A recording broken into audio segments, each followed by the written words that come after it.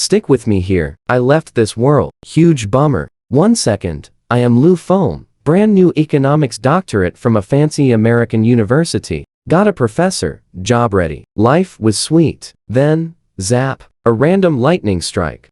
Game over. Well, not quite. Because I woke up in a glowing white room, facing a bearded old guy who just casually dropped this line. Hi, I am God. My brain blue screen. Total crash. No reboot for 5 whole seconds. Turns out God messed up. He accidentally triggered rain and thunder in a spot where it absolutely should never have been raining at all. One single bolt of lightning. And guess who it hit? Me, the universe's favorite target. So God felt guilty and offered a sweet deal. He could not revive me on Earth since that apparently breaks reality or something. Instead, he let me reincarnate into a magical fantasy world named Samos. He pulled up a character menu, exactly like a video game. Full stat sheets and races. Dragons were cool, but totally clueless. Giants? Even worse. Elves? Smart, but basically lived in caves eating berries. Hard pass. I chose human for the 0 glaring weaknesses. Plus, I am an economist.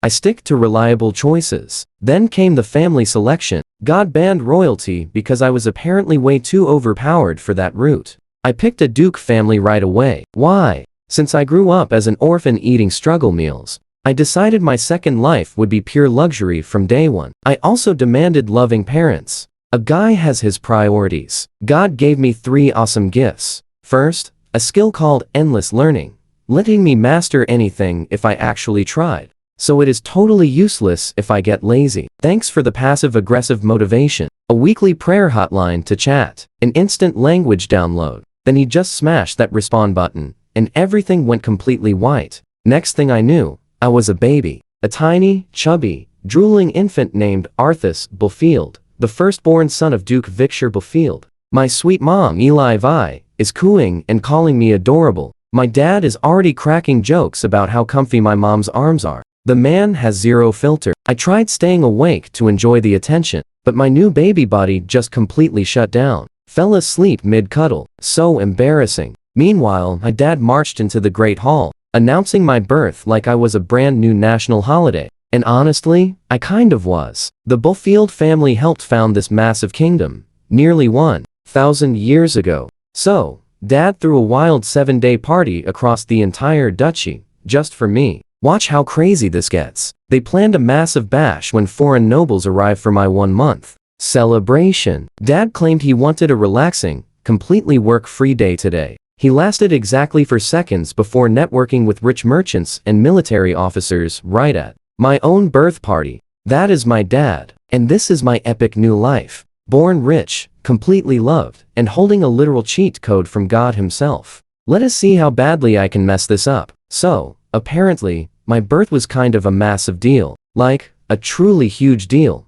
Let me walk you through the pure chaos I caused while doing absolutely nothing except sleeping and happily drooling. First up, my mom's family side. My grandpa, Mike Reisman, is the legendary Western Marshal of this entire sprawling kingdom. Basically the absolute top military dog for the Western Front. This guy once completely crushed an invasion from the Amun Orc chieftain nation, chased them across the border, and stomped them until they surrendered land and begged for peace. A certified legend and an epic war hero. And this legendary warrior totally abandoned his post the exact second I was born. Saddle my horse. I'm going to see my grandson right now. My Uncle John, inheriting the Reisman border county, had to physically hold him back. There was a huge argument. Grandpa pulled the classic "how can you deny a grandfather his grandchild" card. Uncle John countered with the "you literally snuck home last month to see your other grandkids" card. You saw that coming, right? Grandpa did not deny it. The man has 0 shame.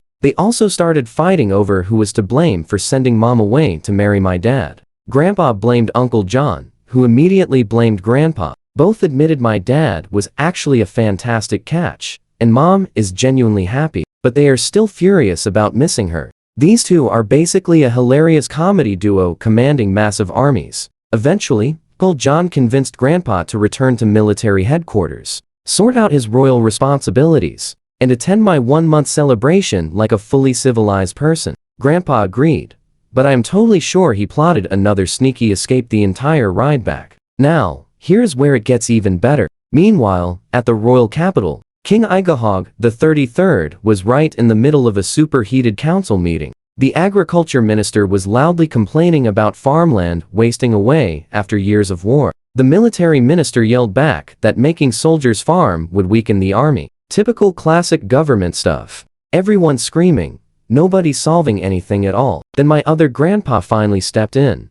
Yep, grandpa number 2. You will love this. Carrie Blonfield, former Befield family head, current prime minister of the kingdom. Stick with me here. You and I are about to watch a guy propose soldiers farm for training, counting field marches as endurance drills. Problem solved in 30 seconds. Smooth as butter, totally calm. But this unshakable politician who handles national crises without sweating? He completely fell apart when a messenger walked in and announced my grand arrival. The whole room went dead silent. Then, a massive thud. Grandpa dropped every single important document. He had papers everywhere, and when he finally bent down to grab them, he just kept dropping more. One hand grabbing, the other fumbling. The kingdom's most powerful leader turned into an absolute nervous wreck just because his grandson was officially born. The king, who happens to be grandpa's best friend, watched this disaster unfold, cleared his throat, and said, "I'm giving you 40 days off. Take the crown prince and go join the huge celebration." Grandpa, Carrie could barely choke out a quick thank you, and for the rest of that day, the guy famous for zero mistakes literally made more errors than his entire 3-year run as prime minister combined. Meanwhile, the news spread fast. Allied kingdoms sent praises, while enemy nations started plotting. Political allies made plans, and rivals prepared for a fight. The whole continent reacted to my existence. You and I see the irony. I, the geopolitical earthquake center, was asleep in mom's arms, just absolutely knocked out, happily drooling all over expensive silk. I was living my best baby life, without a single worry. Honestly, it was the greatest start to a second life ever. 2 grandpas who would literally conquer the whole world for me. A dad throwing week-long massive parties, and a mom whose warm hugs act like a literal sleep spell. Being baby Arthas Befield is absolutely awesome. 7 hours into my glorious new run, I slowly opened my eyes and immediately saw the most stunning woman I had ever seen. Across both of my lifetimes. Golden hair, a sleeping face resembling fine art. Easily top 10 worldwide. Then my mind caught up. Dude, that is your mom, right? Cool. Shifting from heart flutters to pure, wholesome family feelings in 3, 2, 1. Okay, we're good. I just lay there watching her rest, smiling like an absolute idiot. Peaceful moment. Beautiful start to a new run. My stomach growled. Well, not growled exactly. More like my tiny body screamed.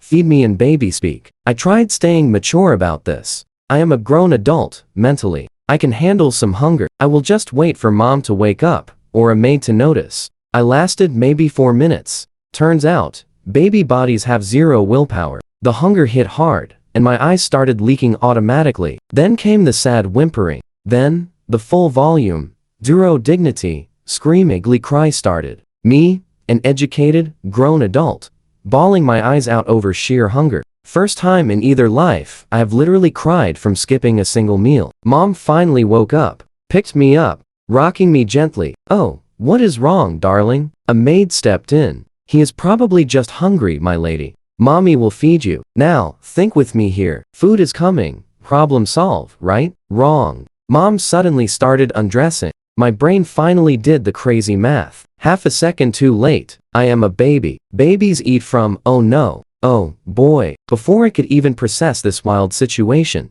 2 hands lifted me up, heading straight for the human feeding station. I watched in slow motion as my open, crying mouth moved closer toward that exact place. Only husbands and tiny infants are legally allowed to ever access. I literally have zero memory of what happened next. My brain did an emergency shutdown to save what was left of my pride. All I know is my mouth was doing something highly mechanical and rhythmic, and I was definitely not mentally present for it. I completely checked out. Gone. Nobody home. When I finally rebooted myself, dinner was totally finished. Mom had moved right into playtime. And by playtime, I mean those goofy peekaboo, tickle monster games that literally every loving parent plays with their newborn. Mom was having the absolute time of her life, giggling loudly, making silly faces, waving plush toys. I am 26 years old, mentally. But she looked so happy.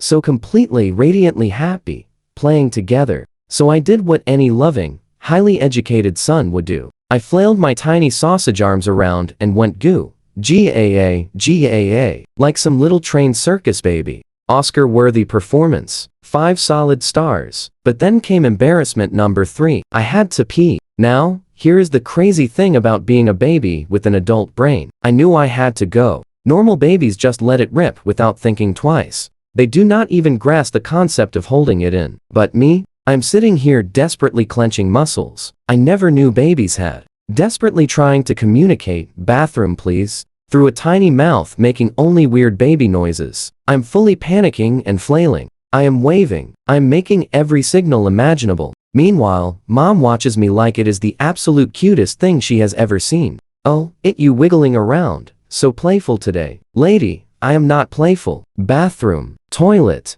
So what do you and I take from this? When pressure builds, the dam breaks. I just cried again, because tears are literally the only tool this baby body has. Mom panicked completely. She had no idea why I was crying. The maid was clueless too. 1 second I was playing, and then I started screaming. They just stared at each other, totally baffled. Stick with me here. Mom picked me up and started rocking me, but that made things worse. This was about to be a huge disaster. It was a mom situation. I was about to ruin the dress of my mother, the most stunning woman in 2 whole worlds, the woman who literally gave me life. I was going to do it. The dam broke. I have never felt such a wild mix of emotions. Relief because the heavy pressure was finally gone. Total shame because I just ruined my gorgeous mother's incredibly expensive clothes. Pure horror because I am a grown adult. But Mom, she just laughed out loud. So that is why you were crying. My goodness, how clever. You tried telling Mommy, but Mommy did not understand. I am so sorry, sweetie. She was not even mad. She was not grossed out at all. She was proud. I tried holding it in. The achievement bar for a baby is basically on the floor. This routine lasted for over a year, by the way. Every single day was just feeding, silly games, and endless bathroom disasters. Eventually, I completely stopped feeling embarrassed. You can only ruin your mom's outfits so many times before your adult pride simply evaporates. Reincarnation is glamorous, they claimed. You get amazing cheat skills, they said. Nobody ever warned me about this humiliating part. Waking up wet again. My morning routine was literally opening my eyes, feeling the swamp, crying out loud, getting cleaned up by maids, and repeating it. Literally, after just 1 week of life, I got upgraded from Mom's bedroom straight to my own room. When I say my own room, I mean a space so massive that my giant bed could easily fit 6 adults. Perfectly. That bed took up maybe 1/6 of the room. I had a fancy desk,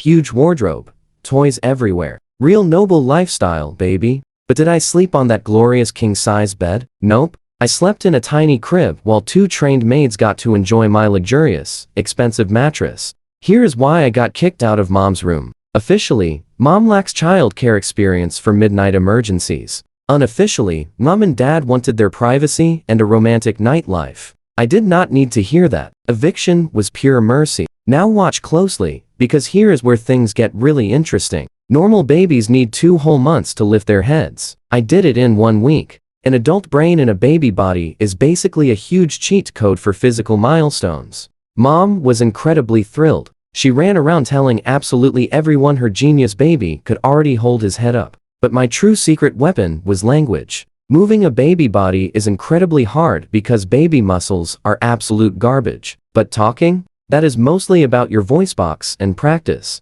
Normal babies never try talking on purpose. They just accidentally make random sounds until real words somehow happen. Me? I ran daily speech drills in my crib like a guy preparing for a massive presentation. Every single day, my pronunciation got clearer. I had an absolutely beautiful master plan. Fast forward to day 25. Mom, Dad, and his second wife, Shia, were enjoying afternoon tea in the garden. Quick note about Shia. She is pregnant, pretty, has short brown hair, and is the daughter of Viscount Tom Phil, basically the deputy prime minister. Grandpa, Carrie, and Tom are totally best buddies who planned this marriage together. Honestly, Shia is super cool. She and Mom get along amazingly well. Zero drama, and absolutely zero jealousy. This household is surprisingly wholesome for a noble family with multiple wives. Anyway, They were happily chatting about my upcoming 1-month celebration. Grandpa Mike, the legendary war marshal,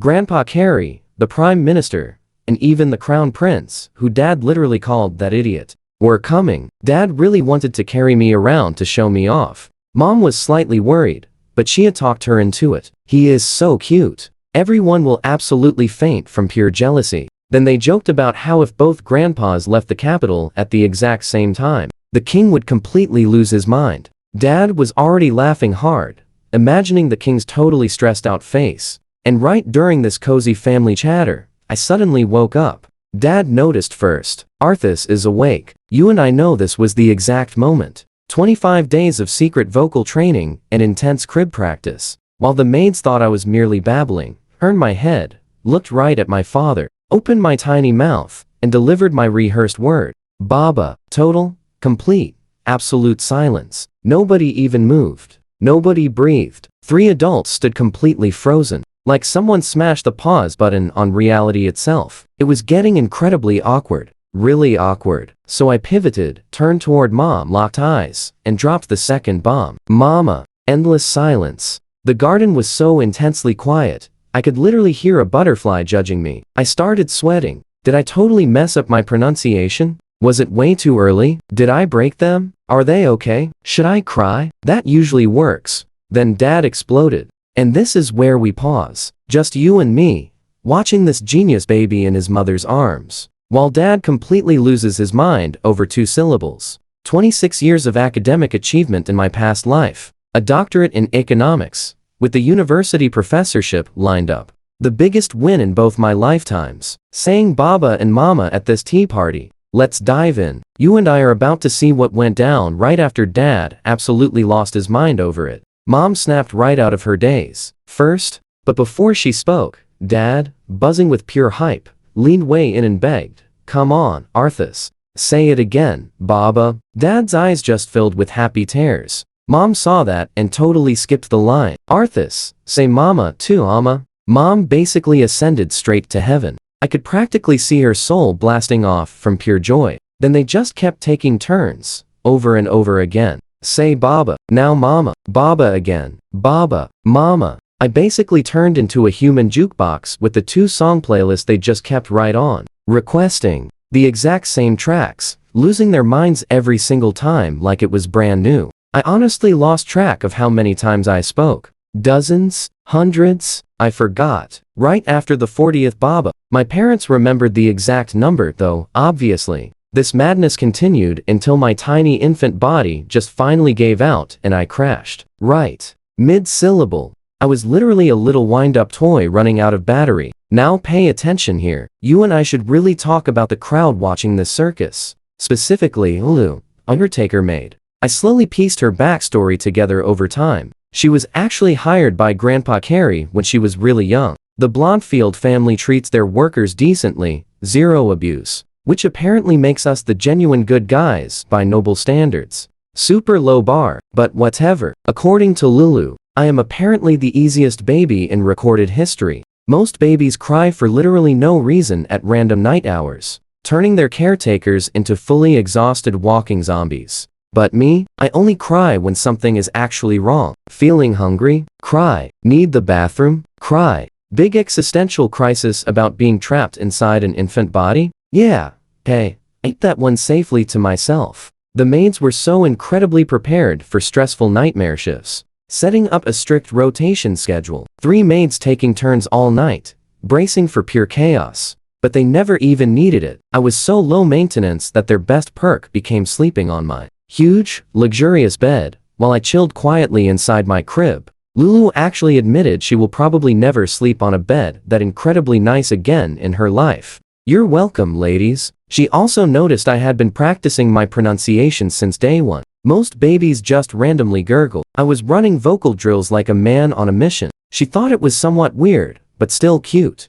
And when I finally dropped that Baba Mama bomb today, even she was genuinely shocked. What she wasn't shocked about was my parents completely losing their minds. Apparently, Dad going fully feral with excitement is becoming a regular event since I was born. The truly great Duke Visser Blondfield, respected leading, massive political powerhouse, reduced to a giggling mess by a baby saying 2 syllables. Lulu wanted to step right in and say, "Hey, maybe stop making the 1-month-old perform like a circus act. He might get tired," but she quickly read the room and wisely kept her mouth completely shut. Smart woman, you never interrupt 2 nobles in the middle of a wild parenting high. After I finally passed out from sheer exhaustion, Lulu carried me safely back to my room. On the way there, she genuinely thought I was fully asleep so she wouldn't get caught. She leaned right in and whispered, "Arthas, try saying Lou next." I was completely out unconscious, gone straight to dreamland. But honestly, that was genuinely kind of adorable. Consider it added to the playlist.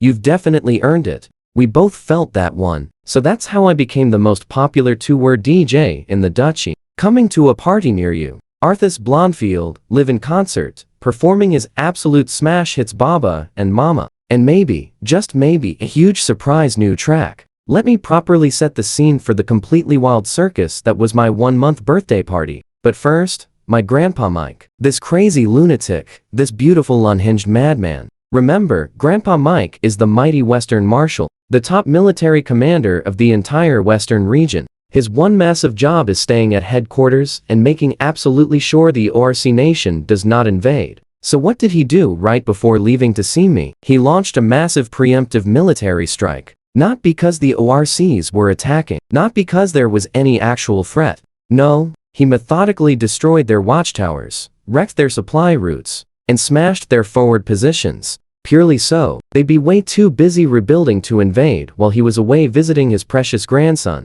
He figured that repairing all that severe damage would take months, which was definitely enough time for him to come safely cuddle me and get right back. Uncle John was losing his entire mind. "Father, you can't just start a border conflict simply so you can go see a baby." Grandpa Mike didn't even blink. "It's perfectly fine. The king won't mind. We're buddies. You can't just make the prime minister and the king clean up your mess. Why not? We've honestly been friends since before you were even born." Uncle John sighed so heavily during that conversation. I'm genuinely worried he might have permanently damaged his lungs. And here's where we leave it. Grandpa actually forgot a gift for his very first grandson, whose party he literally committed acts of war to attend. Wild, right? Let's jump in. Good old Uncle John sent a gift caravan ahead of time because he totally saw this wildness coming. Meanwhile, my other grandpa, Prime Minister Carey, was speeding toward our territory alongside the Crown Prince. Turns out Prince William is my dad's best friend from school. They're basically brothers. The prince was actually super annoyed Dad had a baby first. His own kid wasn't due for another 2 or 3 months. Grandpa Carey hadn't visited home since becoming Prime Minister. Honestly, hearing the stories, the guy was barely keeping his crazy excitement in check at all. Now, this party? It wasn't some casual hangout. This was a massive, full-scale political event, perfectly disguised as a baby shower. The epic guest list read like a who's who of the Eastern continent. The entrance order alone was an absolute production. First came the wealthy merchants and local bigwigs. Basically, ambitious people desperately networking into our family's good graces. Then came the lower nobles. They all showed up personally, because sending a representative to a duke's grand party would equal absolute social suicide. Watch this closely. The major noble houses entered in strict political order. Enemies went first. They mostly sent representatives because, well, awkward. Next came allies,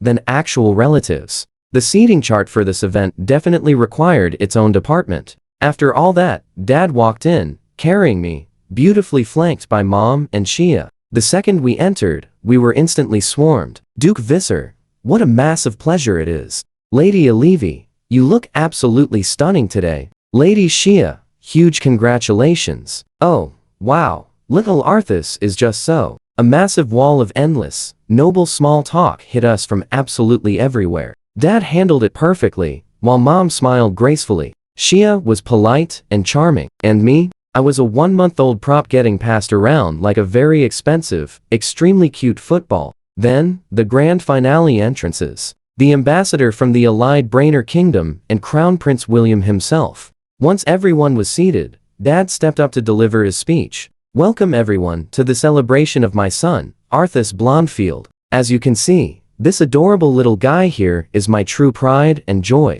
Your presence honors both me and Arthas. Please enjoy yourselves. Dad raised a hand to wave at the crowd while holding me with the other. Here, I pulled off the absolute greatest political move of my entire infant career. As Dad waved, I raised my tiny baby hand and waved back. The whole crowd melted. I felt collective awe ripple through the grand hall like a literal shockwave. Hundreds of elite nobles, warriors, merchants, and diplomats, reduced to puddles by just one chubby arm wiggle. Was it calculated, pure instinct, or was it my adult brain reading the room and executing a perfectly timed PR move? I'll never tell. You and I both know the honest truth. Tonight, right in front of the kingdom's most powerful elites, 1-month-old Arthas Blondfield absolutely owned the entire room with a single, tiny baby wave. Eat your heart out, Crown Prince William. The true star of this kingdom has arrived. After the massive fancy party ended, our inner circle gathered for a totally private after-party.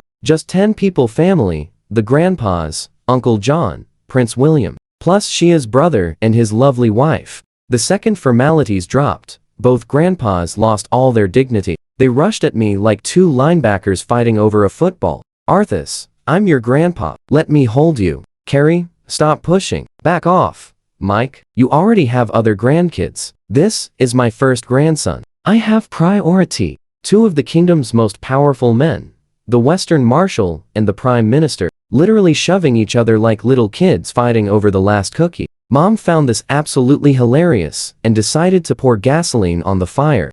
Little Arthas is incredibly popular. So, who should hold you? Both old men whipped their heads toward me with the most desperate, pathetic puppy eyes. Come to Grandpa Mike. No, come to Grandpa Carrie. Mom.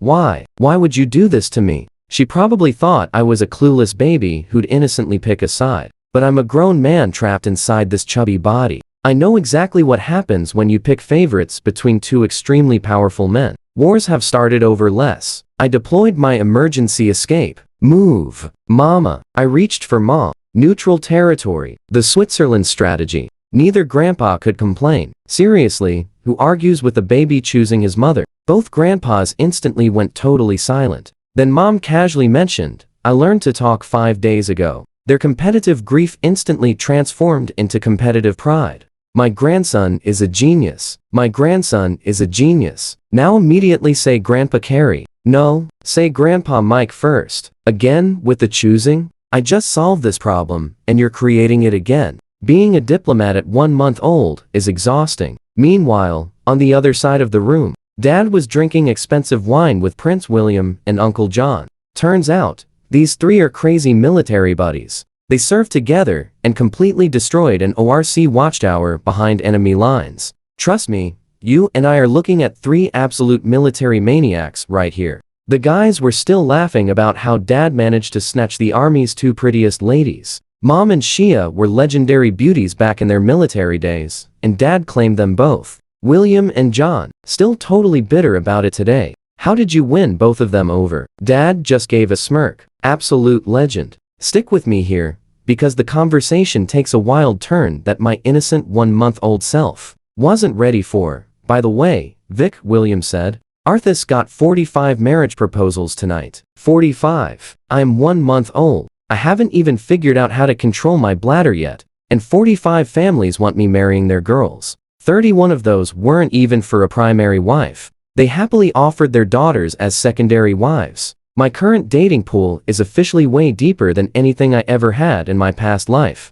The irony hurts. Dad just looked highly amused. Was I really this popular when I was born? I should ask my old man if he rejected beautiful girls for me. William explained it. The Blondfield Duchy is basically a nation inside a nation. Our land alone generates 20% of the whole kingdom's tax revenue. We border the elven kingdom of Kyle, trading crops for magic items. It is a massive goldmine. Since our soil is rich, and elves absolutely cannot farm to save their long lives, everyone desperately wants a piece of this. Now pay attention. Here comes the real bomb. Hey Vic, if my pregnant wives have a daughter, want to set up a marriage with Arthas? Dad did not even hesitate. A royal princess for my boy? Done. Just raise her well. I refuse to have a spoiled brat as his main wife. You raise him right too. If he becomes an arrogant, noble punk, the deal is completely off. Uncle John jumped right in. What about my girl? Jovier is 2 years old. Perfect match. Dad easily agreed to that one too. The Reisman family produced a Levy, so Jovier should be fantastic. And just like that, while I sat quietly across the room, trying not to say a grandpa's name first, these 3 clowns casually planned my entire love life over wine. I went to sleep that night with 2 fiancés, maybe 3, depending on if Prince William's wives actually deliver girls. I'm 1 month old. Just 1 month. I haven't taken a single step. I can barely mumble words. Yet I'm already engaged to a princess and a cousin. In my past life, I passed away totally single. You and I both know this is wild. 30 days alive, and I'm practically building a harem.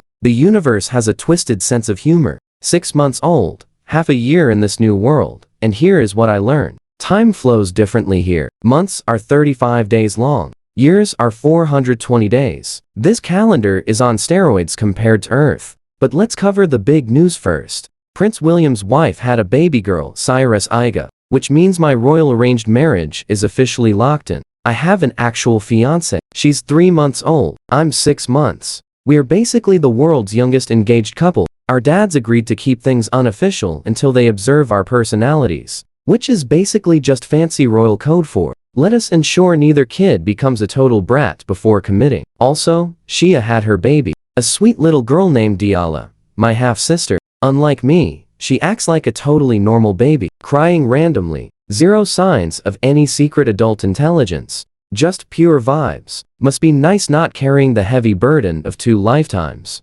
Oh, and the king is retiring. Yep, Grandpa Carr's best friend decided since Prince William finally has a son and heir, it is time to pass the crown. The coronation is set for January 1st next year. William is about to officially become King Igahog the 34th. Dad has to attend, obviously, because for a duke, every royal event is absolutely mandatory. But honestly, none of that mattered to me today. My personal mission was way more important. Learning to move. My language skills were completely exploding. The family hired people to read me storybooks around the clock. And paired with my divine language comprehension gift, I understood every single word on the page, even if I could not pronounce them yet. I was basically speed-running literacy while everyone thought they were simply entertaining. A helpless baby. I desperately wanted real books on history, politics, and especially magic.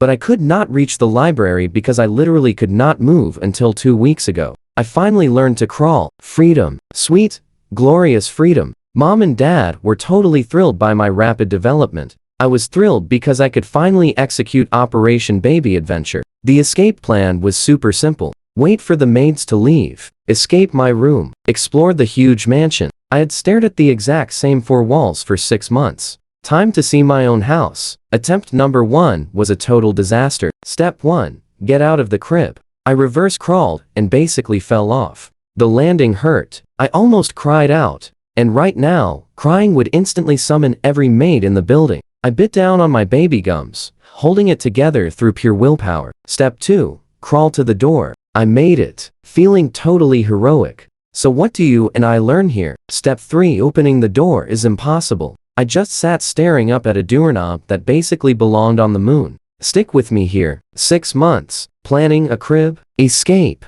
and my epic mission failed just because I am 14 inches tall. The maids returned and discovered me sitting right by the door like a sad little potato. Adventure ruined before it began. I waited 2 whole months to try again. Not until I stood. Attempt 2 was pure engineering genius. Step 1. Climb out of the crib. Super easy. Now that I stand. Step 2. Construct a platform using toys. I piled up blocks, stuffed animals, whatever I could grab, right by that heavy door. Total baby genius moves. Step 3. Scale the toy mountain, grab the handle, twist hard with both hands, and crack it open. Step 4. Jump down, snatch a solid toy stick, and use pure leverage to pop that door open the rest of the way. Exactly. I used actual physics. Archimedes would weep. An 8-month-old infant just applied the lever principle to bust out of his nursery. I was totally free. Checked the halls, coast clear. Then I sprinted straight for the library. I wanted 2 things. Magic and history books. Bad news on magic, though. Turns out, spells demand perfectly spoken verbal chanting. My infant mouth can barely speak. If I mess up a spell, It could seriously scramble my tiny body. So, magic got paused until I talk right. Big bummer, but not worth combusting. Now, amazing news on history. I read a bit before the search squad caught me. Here is the kingdom lore. And honestly, it is an absolutely wild origin story. 1,000 years back, Igahog I was this famous marshal down in some massive human empire. To the south, he got so wildly popular that the emperor grew jealous and plotted to eliminate him. Now pay attention. He did not act directly, but instead sent him on a doomed demon mission using sick, injured troops. Classic insecure boss move. But Igahog I was an absolute genius. He contacted the local elves and beastmen who were actively oppressed by those demons. Got the elves to heal his ruined army with magic, trained everybody together, and turned his doomed squad into a terrifying fighting force. Then he hit a massive winning streak against the demons, conquering territory all the way up to where our current kingdom sits today. The emperor was furious, ordering him back for a secret, shady elimination. Igahog basically laughed, said no way, and declared independence. The beastmen marched north to build their very own nation. Elves supported both factions from their forests, and together, they completely crushed 3 imperial invasion attempts. The empire fully crumbled after that. Other generals saw his success and declared independence too. The massive empire shattered into tiny countries. Igahog seized the golden opportunity, grabbed huge territory, and boom. The Igahog kingdom was officially born. You and I both love a good backstory, right? Well, my ancestor was his right-hand man. He literally built that crucial elf alliance first. That is exactly why we hold the duchy. Nearly 1,000 years of top-tier nobility. And this whole legacy started because my great times 100 grandpa was incredibly talented at befriending pointy-eared magic forest people. I was just reaching the juicy part about why allied beastmen became our rivals, when the panicked maids found me, just sitting on the library floor, completely surrounded by giant books, way too massive for my tiny baby body. The absolute shock on their faces, priceless. Half panic, half pure confusion. How did he escape? The door was locked tight. Yeah, good luck baby-proofing any room against a guy with an economics degree and a flawless working knowledge of simple machines.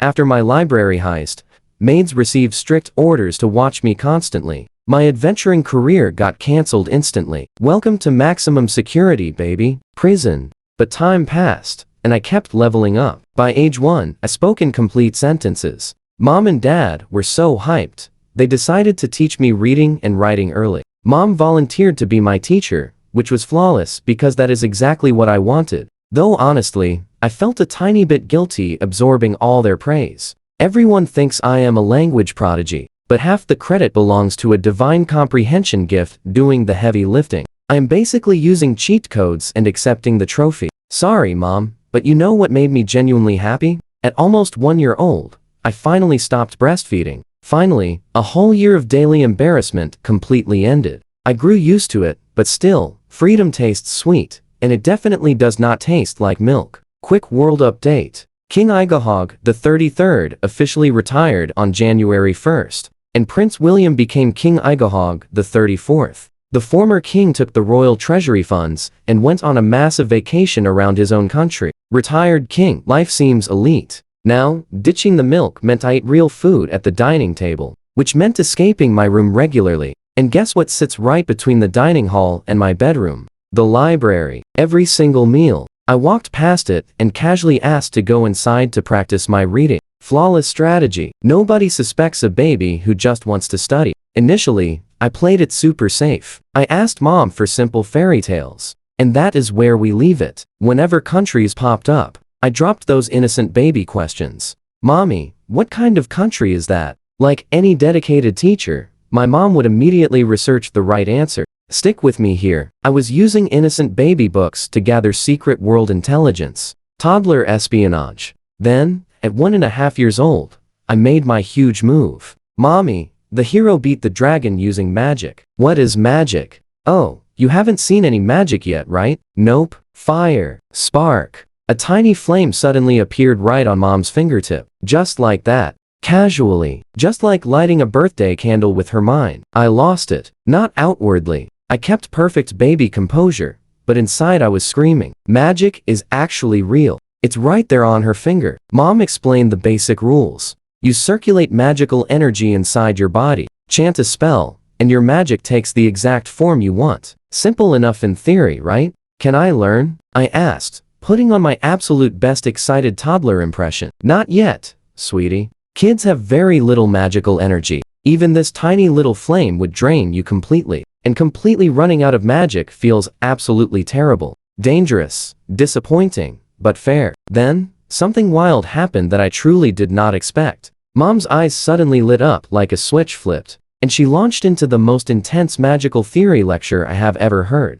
And I attended university. Here is what I learned from Hurricane Mom's Magic Masterclass. Magic runs on internal energy known as mana. No mana means no magic. You train your mana capacity by circulating it entirely through your body. Basically, pushing mana into different body parts stretches their storage capacity. Exactly like inflating a huge balloon. Everyone has a natural growth limit, but heavy training gets you there way faster. Casting magic requires insane levels of multitasking. You must circulate mana internally, release it externally, chant the perfect spell, and vividly imagine the exact result, all at the very same time. If you are targeting an enemy, add locking eyes onto that impossible list. It is basically patting your head, rubbing your stomach, singing loud opera, and doing calculus simultaneously. Imagination is absolutely key. If you can perfectly visualize a flame, you easily skip chanting entirely. But for super complex spells, nobody can imagine them clearly enough. So, chanting fills in those missing gaps. Think of chanting as autocomplete for your brain. Now pay attention, because here is where it gets incredibly wild. There are spell tiers. Lower tiers go from simple sparks up to giant flame explosions. Those are single target spells, standard combat stuff. Upper tier spells are absolute area effect nightmares. Firewall easily splits enemy armies in half. Fire Snake is way worse. Fire Rain? Yeah, raining fire can literally decide entire massive military campaigns. Then comes the world-class spells. Great Flame World turns an entire city into a blazing inferno of fire. And the god tier spell, Heaven's Burn. It can completely incinerate an entire country. Mom delivered all of this with the pure enthusiasm of a professor finding one student who actually listens. She was absolutely glowing, gesturing wildly, diving deeper and deeper into magical theory without stopping for air. Meanwhile, two shocked maids stood in the corner, watching a grown woman passionately lecture a 1.5-year-old baby about weapons of mass destruction. Their faces were absolutely priceless. Eventually, Mom paused, noticed the stunned maid staring, realized her crazy mistake, and cleared her throat. Anyway, that is all incredibly advanced. You don't need to remember everything. Just know that it exists. She desperately tried recovering, lasted about 5 seconds. But you can start training your mana circulation right now. The earlier the better. Here's how it perfectly works. And she was off again. Another 20-minute deep dive. She only stopped when she looked down, suddenly remembering she was teaching complex magical energy techniques to someone who literally still sleeps in a crib. I know what you're thinking. A normal mom, right? Wrong. What I didn't know then is that my sweet, gentle storybook reading mother is actually a top-ranked combat mage in the entire Igahog Kingdom. An absolute tactical level caster with spirit rank power. One of the absolute strongest magic users in the nation. She wasn't just explaining magic theory. She was a literal grand master, excitedly sharing her life's passion with the one person too young to run away. Mom, you beautiful, utterly terrifying woman. You could completely burn down armies. And you're here making fire sparks on your fingertip for a baby. I don't deserve you, but I'm absolutely starting those crazy mana exercises tonight. So, Mom taught me how to train magic. And I immediately dove in like a kid cannonballing right into a pool. Except this pool was invisible, totally microscopic, and located somewhere hidden inside my own body. First step. Feel the magic inside you. Sounds super easy, right? Wrong. Imagine dropping a single tiny grain of sand somewhere inside your body. And now, you have to find it using absolutely nothing but your own brain. That's exactly what sensing mana feels like when you're a 1-year-old baby with almost zero magical energy. So what do you and I make of this? Normally, kids start training around age 6, when their bodies can actually contain enough mana and mental focus to search for it. A highly talented 6-year-old easily finds their mana on day 1. Stick with me, you and I are exploring a wild setup. Normal kids take days, but I start 5 years early with teaspoon-sized magic. Here is my advantage. My fully grown mind. Normal babies? They have the attention span of a super distracted goldfish. They lose focus in seconds, but my mental clarity equals a 10-year-old, making me an absolutely broken, totally overpowered infant. So that problem is totally solved. I also remembered my divine gift. Absolutely endless learning. Zero talent? Does not matter. As long as I put in the crazy grind, I can master absolutely anything. Worst case scenario, I'm just a super hardworking baby without talent. Still miles ahead of regular babies who cannot even try to improve. Oh, and one detail. I had to train in total stealth mode. Because if mom and dad saw their 1-year-old sitting perfectly, still intensely focusing for hours to sense invisible magic energy, yeah, that would raise some massive red flags. So, I only trained in the shadows. Baby spy mode activated. 2 whole weeks. 14 days of sneaky meditating just to finally discover my mana. And when I felt it, hiding near the bottom of my heart, the absolute, tiniest, weakest wisp of energy imaginable, so fragile that one tiny flinch would make it drift away, and I would completely lose track of it again, like balancing a tiny soap bubble on a leaf during a massive earthquake. But I finally found it. Step 1, totally done. Step 2, forcefully merge consciousness with mana. Here's exactly how mom explained it. Now watch closely, you and I need to see this. Normally, mana and willpower stay split. To control magic, you shove mental energy inside. Picture 2 raging rivers violently crashing right into each other. Your magic is usually a massive river, and your willpower is a tiny stream trying to drill through. Even absolute geniuses spend a whole week headbutting every single day before finally breaking through. Key word is normally. The entire magic system is built for people whose mana heavily outweighs their actual willpower. Makes total sense for 6-year-olds. Decent mana pools, but basically zero mental focus. My situation? The exact opposite. My raw magic, in baby terms, equals a tiny coin, but my willpower, fueled by 26 years of adult mental growth, is the massive size of a hand. So when my mind crashed into my mana, it did not drill. It did not chip slowly. My willpower straight up swallowed it whole. Surrounded it completely, squeezed it like a squishy stress ball. One attempt, boom. First try, instant magical fusion. Mom said geniuses take a whole week. I finished in roughly 3 seconds. Not from talent, but because my pathetic mana pool got eaten alive by my totally overpowered adult brain. Literally like watching a grown adult arm wrestle a tiny hamster. Step 3, the endless grind. Now that I controlled the mana, I had to circulate it everywhere to forcefully expand my body's magic storage limit. Shove magic energy into every single limb. Force it to stretch. Let it absorb more, like inflating thousands of tiny balloons inside me. You and I both know the real catch about this crucial step. Zero rushing allowed. No shortcuts, no cheat codes. Just slow, daily practice. Pushing magic around. Stretching slightly more every single time. There is a huge reason to start super early. See, human bodies grow in distinct biological stages.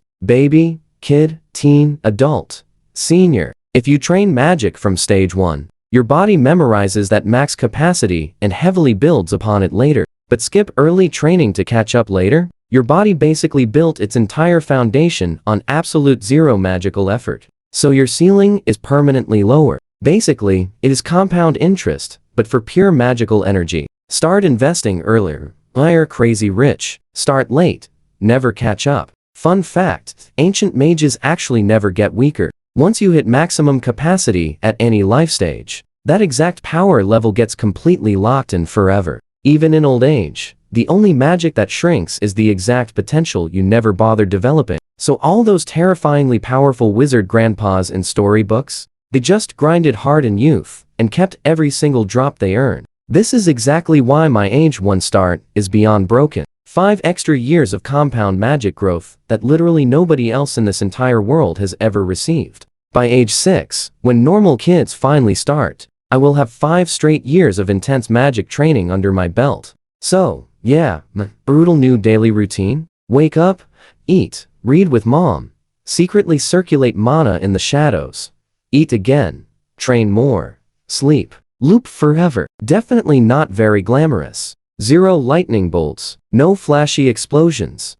Just a baby sitting silently in a crib, becoming an absolute magical beast, one tiny stretch at a time. But hey, every single world-destroying archmage has to start somewhere, right? Though most of them probably skipped the diapers phase. Later on, I actually discovered what Mom thought after that absolutely legendary magic lecture. Trust me, you and I will laugh. Funniest thing from either of my two lives. First off, Mom was completely embarrassed. Stick with me here. Mom just realized she spent hours passionately teaching advanced magical theory to a baby. Two maids just stared, thinking, he is one. But then she listed reasons I actually understood it. Her logic? Totally hilarious. Evidence number 1, I am incredibly smart. She brought up the legendary door. Escape. I stacked toys to reach the handle, then used a lever to pry the door wide open. Normal babies cannot do that. Fair point, Mom. Evidence number 2, I speak full sentences at age 1.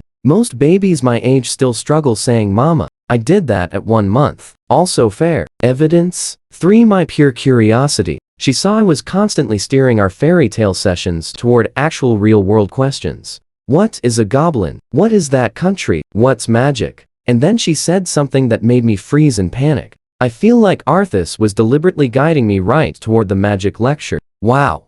Eternal intuition is absolutely terrifying. She literally figured out my entire master plan, the fairy tales as a cover, innocent questions as breadcrumbs, that slow escalation toward pure magic knowledge. She saw through me. But then, and this is the exact part where I exhaled so hard, I nearly passed out from relief. She thought for 2 seconds and said, but he is only 1 year old. There is no way a baby could plan something like that. Saved by the sheer, absolute impossibility of my own existence. Nobody ever suspects the baby. Nobody suspects the baby. She also noticed I had been spacing out more since the lecture, which she correctly guessed meant I was secretly practicing my mana circulation. She called it a mother's sixth sense, and got super emotional about our special bond. Mom, it is not a deep spiritual connection. You're just observant, and I'm bad at hiding things. But sure, let's call it a bond. That is cute. Now, pay attention. This is where it gets crazy. Apparently, my magic questions didn't just teach me something new.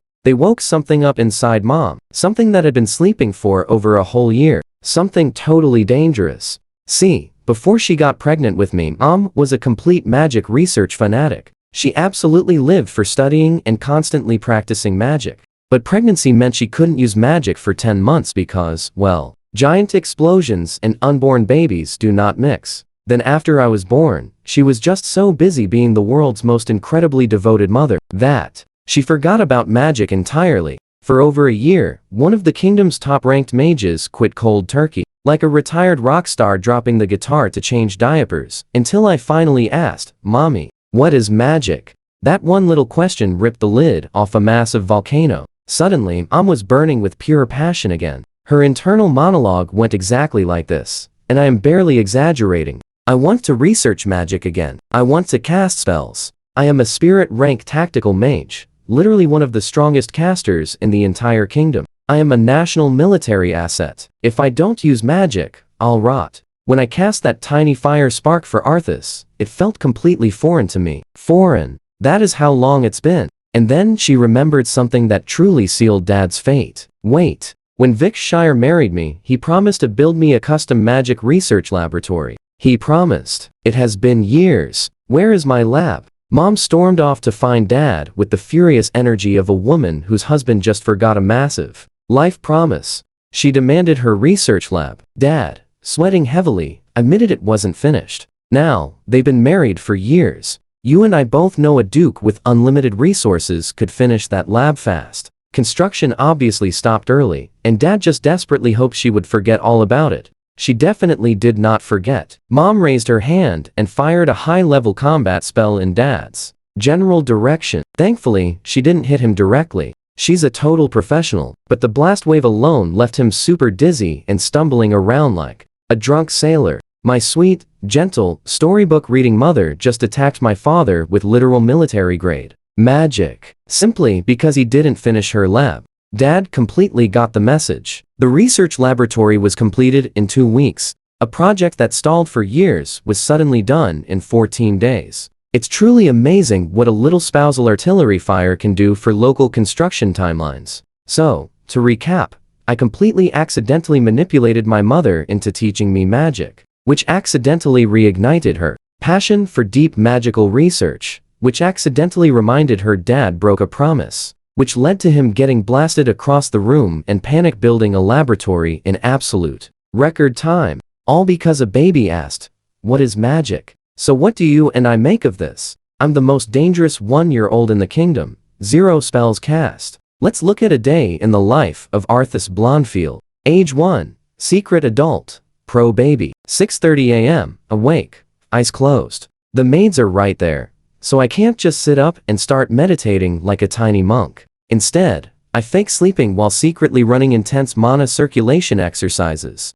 This is my morning gym session. Nobody knows, nobody suspects it. Just a peacefully sleeping baby, definitely not training to become an absolute magical powerhouse. Nothing to see here. 7:30 a.m., my stomach or bladder betrays me. I open my eyes, say something simple like hungry or bathroom, and the maids spring into action. Morning routine. They wash me, dress me, and serve breakfast. The menu? Porridge and bread every single day. Stick with me here, because I am heir to the kingdom's strongest duchy, yet eating like a peasant. To be fair, this fantasy world lacks real food options. No fancy breakfast sandwiches here, apparently. 8:15 a.m. Off to mom's room for language lessons, hiding as story time. But lately, mom is super busy every other day. Wonder why? Surely it is not related to that brand new magic research lab finished in a record-breaking 2 weeks after someone got blasted across the room. Nope, total, absolute mystery.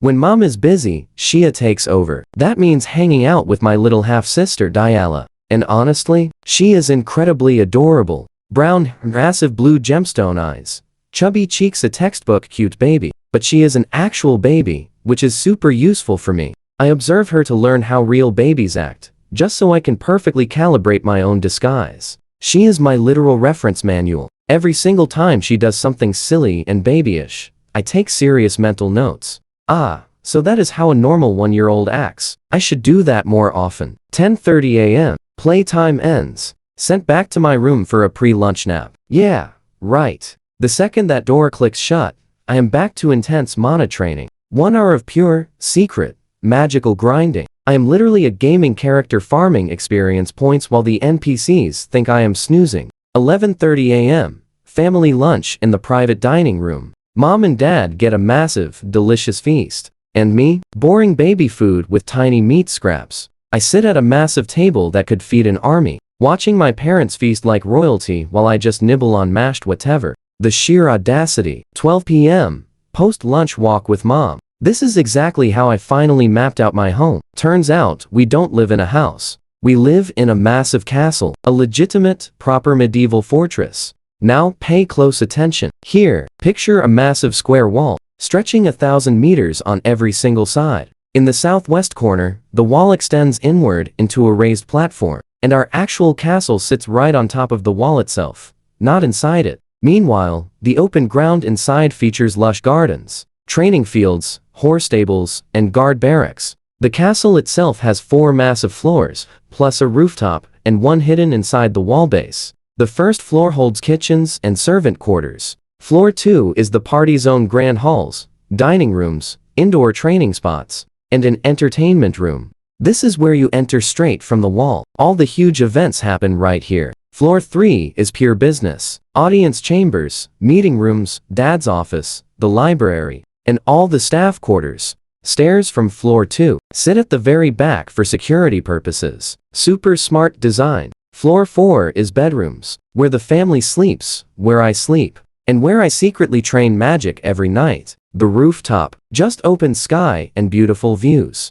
Guards patrol up there, but it is mostly for relaxing walks. Mom and I visit after lunch to digest food before my daily nap time. 12:30 p.m. nap time. You and I both expected secret training, right? Surprisingly, not this time. My tiny baby body genuinely needs sleep after a busy morning. I pass out in seconds. Being a covert magical prodigy is honestly exhausting work. 2 p.m. brings total freedom. Afternoons are completely unsupervised. I march straight into the library and read absolutely everything I can get my tiny hands on. History, geography, politics, whatever feeds my deep understanding of this new world. Then, squeezing in more mana training between chapters. 3:30 p.m. Garden tea party with Mom, Shia, Diala, and various noble ladies. Sounds boring, right? But it is actually my best intelligence source. These women gossip about absolutely everything. Whose pet ran away? Which merchant brought luxury fabrics? Whose husband is cheating? Political alliances, trade routes, and even border disputes.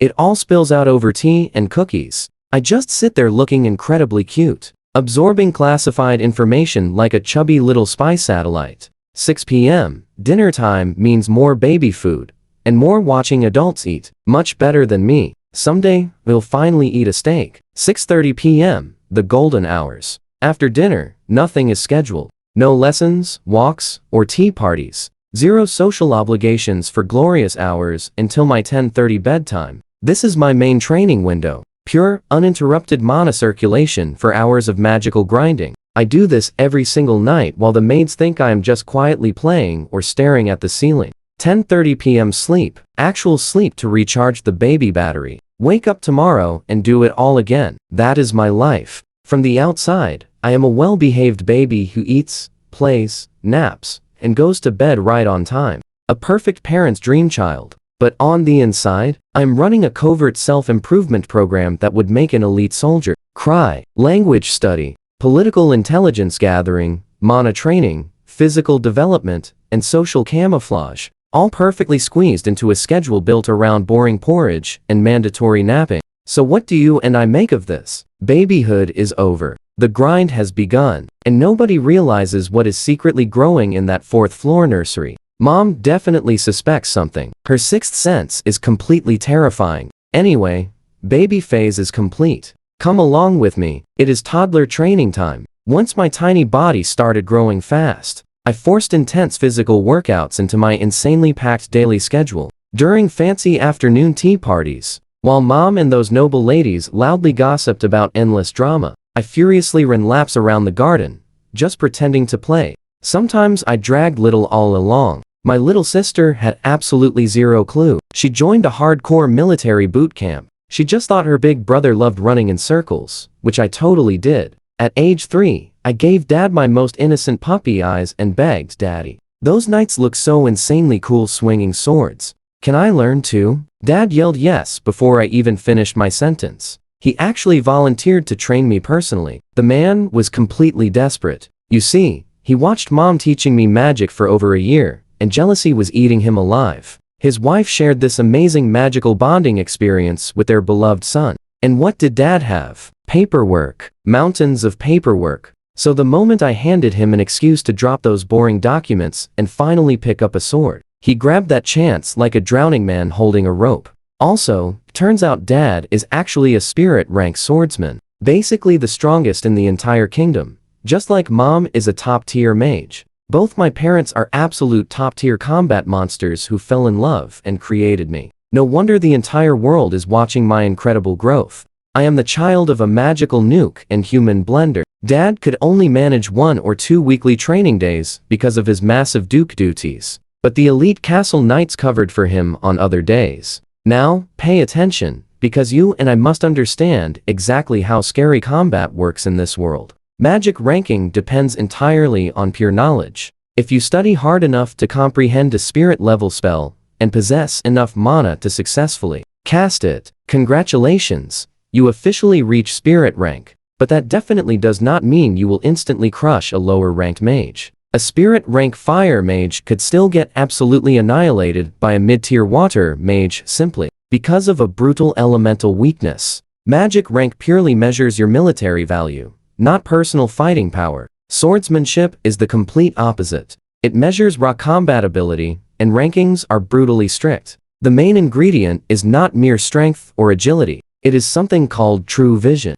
You can perfectly memorize every single spirit level sword technique. Practice it 1,000 times until your eyes stay closed. You are still not a spirit rank master, because memorizing some basic choreography is definitely not fighting. Real combat requires adapting, reading opponents, finding crazy openings they never knew existed. That is true vision. You either possess it at that elite level, or you fail. The result? In swordsmanship, defeating anyone ranked one tier above you is just completely impossible. Not just difficult, impossible. A higher tier swordsman instantly spots fatal defensive holes you never even knew existed. To them, fighting you is like an adult taking candy from a baby. Clashes between different ranks never last. They end instantly, but you and I must remember this.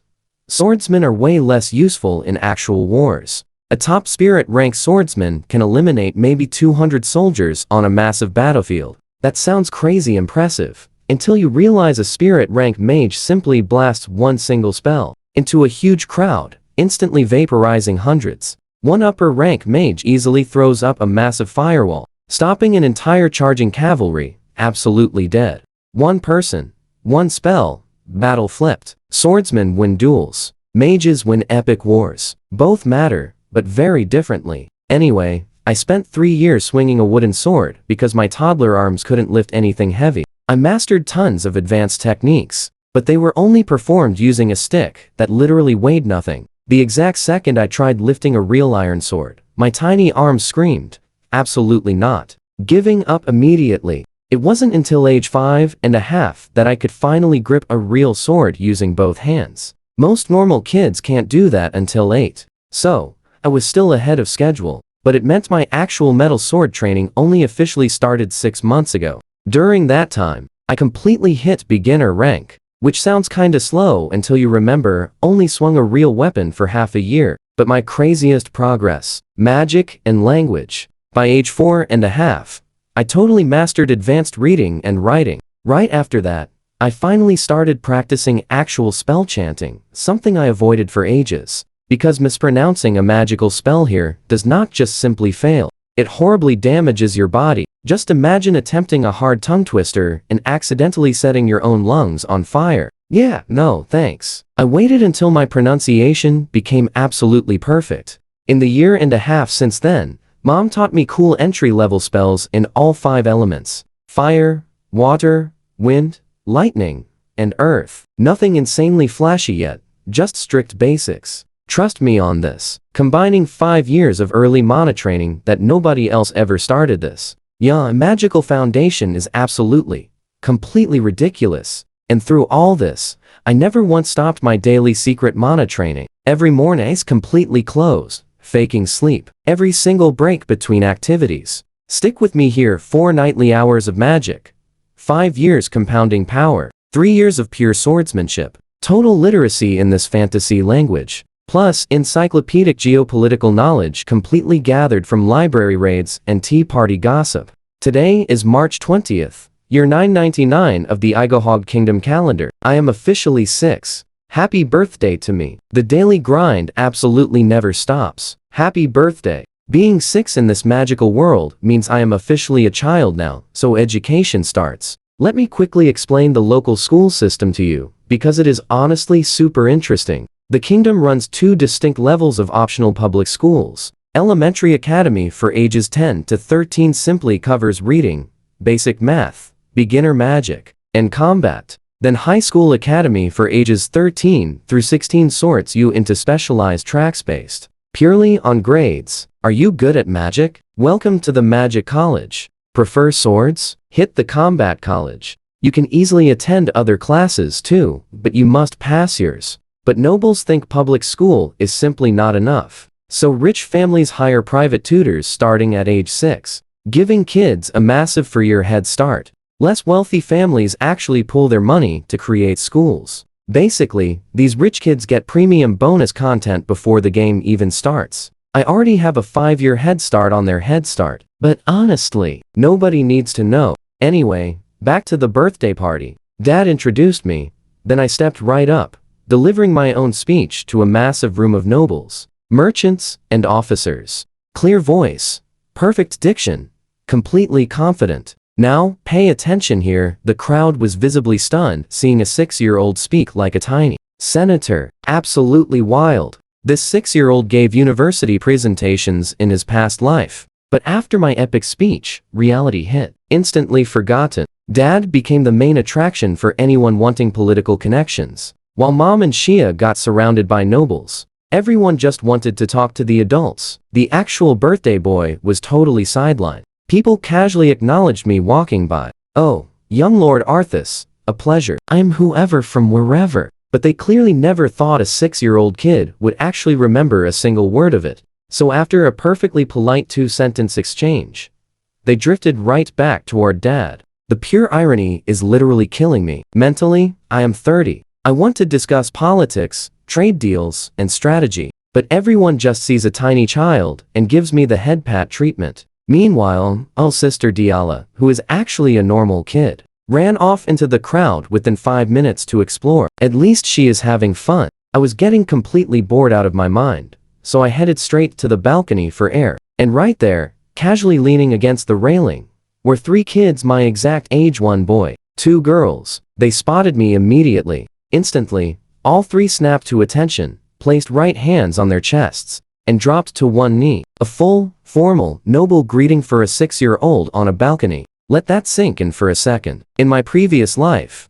absolutely nobody ever bowed. The closest I ever got was a professor nodding in the hallway. I recovered fast. "Hey, no need for all that. This is not a formal event. Just relax and please stand up." Glancing at each other nervously, they finally stood. I introduced myself, cheerfully telling them to call me Arthas or Al. Then they introduced themselves. First up is Coleman Fried, a boy my height, sporting a brown buzz cut. He is the son of the Fried family, sword training instructors for our ducal army. This third son seemed a bit stiff, but super eager. Second is Isha Vincent, a girl half a head taller than me, with a fiery ponytail. Daughter of the Vincent family, our army's spear training instructors. As the second daughter, she was the first one brave enough to actually talk normally. Third is Ryan Zach, a quiet, shorter girl with short green hair from the Zach family, serving as our army's expert archery instructors. Another second daughter, speaking softly, but seeming sweet.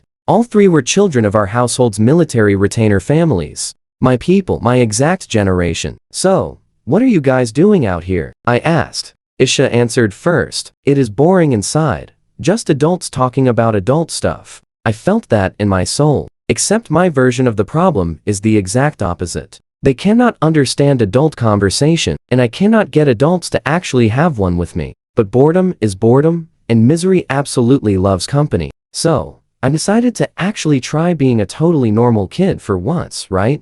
Same here. Everyone is talking about stuff I cannot follow. I have been wandering alone this whole time. I completely lied. I understood every single word in that ballroom. But I am not telling 3 6-year-olds that I am secretly a 30-year-old reincarnated economist. Coleman lit up instantly. "Yes, that is it. Adults are always busy, and we are always left alone." Ryan chimed in shyly. "It feels lonely at home, though." Though it got better when Isha and Coleman started visiting sometimes. Then Isha's eyes went super wide. "Wait, Arthas, you actually live in this massive castle? So what do you and I make of this?" A huge castle. Kids talking normally. Honestly, it felt incredibly nice. "Alright, stick with me here." I got Mom's okay, grabbed a servant, escort, and gave these totally amazed kids the grand castle tour. The epic rooftop view, the huge training grounds, the massive library. For the very first time here, I actually had friends my age.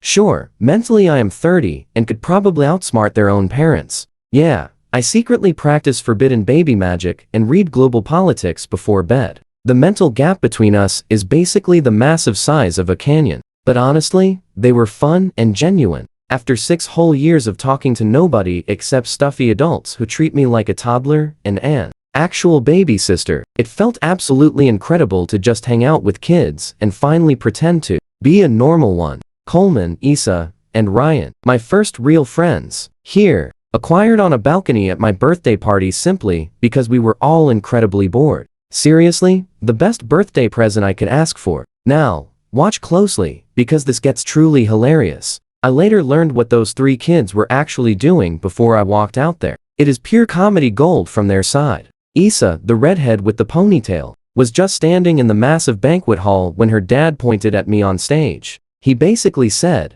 "Look at that tiny politician giving a big speech. That is your boss. You will be serving him for your entire life." Pretty impressive, right? Zero pressure at all. Imagine being 6 years old and your dad says, "That fancy kid is your entire destiny." Issa instantly started feeling like she was not good enough. She watched me deliver my big speech, which I absolutely nailed, honestly, and just thought, wow, he is amazing. What if I am not good enough to serve him? Relax girl, I'm just a huge fraud. Literally a 30-year-old dude trapped in a child's body faking it. You are totally fine. Then the food arrived and her whole existential crisis completely vanished. Apparently, the kitchen went totally insane for this massive party. She could not even name most dishes. She described the feast as pure art, not just food. That epic dessert table alone completely broke her brain. She wanted to devour everything in sight, but her dad gave strict orders. One plate only, eat slow,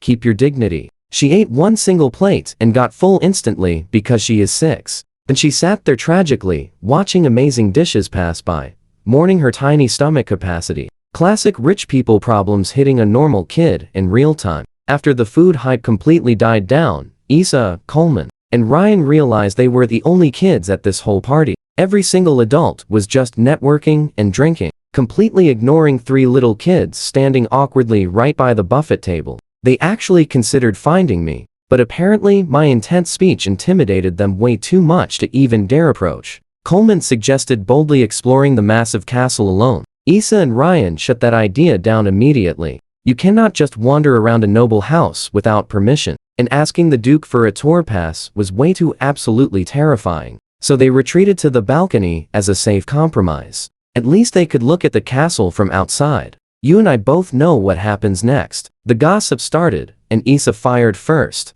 Arthur is seriously amazing, right? Speaking to grown adults like that at our age? Ryan nodded his head eagerly. I saw him having real conversations with grown-ups later. Even our dads want his attention. He is definitely not normal. Issa chimed in. Plus, he is so incredibly good looking. I really want to talk and see what his actual personality is like. 2 young girls totally gushing over me on a balcony. If only my pathetic past life dating record could see this. But Coleman had completely different thoughts. Typical arrogant rich kid. Look how incredibly short he is. Obviously lacks exercise. I heard he spends his whole day reading books in the library. Total pretty boy. Of course adults care about him. He is a duke's son. Must be nice never being bored. The girls instantly turned on him like attack dogs. Issa fired first. So what if he is short? You are shorter than me, and he has trained with swords since childhood. Ryan quickly piled on. And what is wrong with books? Could you even read one if handed to you? Coleman completely panicked, backpedaling fast. What? We never even met the guy, and you already defend him. They were in a massive, full-blown argument over me. A total stranger. They never even actually spoke to. But when I opened that balcony door, the absolute silence hit. 3 kids frozen mid-argument. Faces cycling through pure panic, embarrassment, and absolute horror. Issa was screaming internally. He saw us fighting. First impression totally ruined. This is all Coleman's fault for trash talking. Then Ryan recovered first and dropped to one knee. The other 2 scrambled to follow him. 3 kids kneeling on a balcony like I was about to officially knight them. I told them to just relax and casually introduced myself. You could literally see the massive relief wash right over them. Expecting some highly arrogant noble brat, they instead got a kid saying to just call him Al. And as for Coleman, so what do we make of this? The same guy calling me a short, pretty boy 30 seconds ago became my best buddy in 5 minutes flat. You just have to laugh at that. Stick with me. His tough guy attitude vanished. I totally heard him. The balcony door was not soundproof. But honestly, I completely respected his hilarious energy. He disliked me on principle, actually met me, and instantly changed his mind. No fake politeness there. That is just pure and scripted kid behavior. So incredibly refreshing compared to those grown adults smiling brightly while secretly calculating my exact political value. Once we chilled out, I got mom's permission and gave them the epic castle tour they dreamed of. Issa was practically vibrating with pure excitement. Ryan quietly absorbed everything with massive eyes. Coleman played it cool, but I absolutely caught him staring at our training grounds with his jaw dropped. 3 retainer kids who were previously terrified to speak, now happily walking around my home as honored guests. And me, the secret 30-year-old who was lonely for 6 long years, finally feeling like childhood might actually be awesome. Even if somebody called me short, I am growing. Give me time, Coleman. A few days after my birthday, formal classes officially kicked off. And the absolute best part, Coleman, Issa, and Ryan got invited to study together. Having friends in class easily beats sitting alone with some tutor. Even if I am secretly decades ahead, let me introduce our awesome teaching staff. For basic combat training, we got the older brothers of my 3 friends. The Fried, Vincent, and Zach families are literally the weapon instructors for our Duchy army, mastering swords, spears, and bows, respectively. So, we essentially got trained by big brothers who grew up swinging heavy weapons before they could even walk.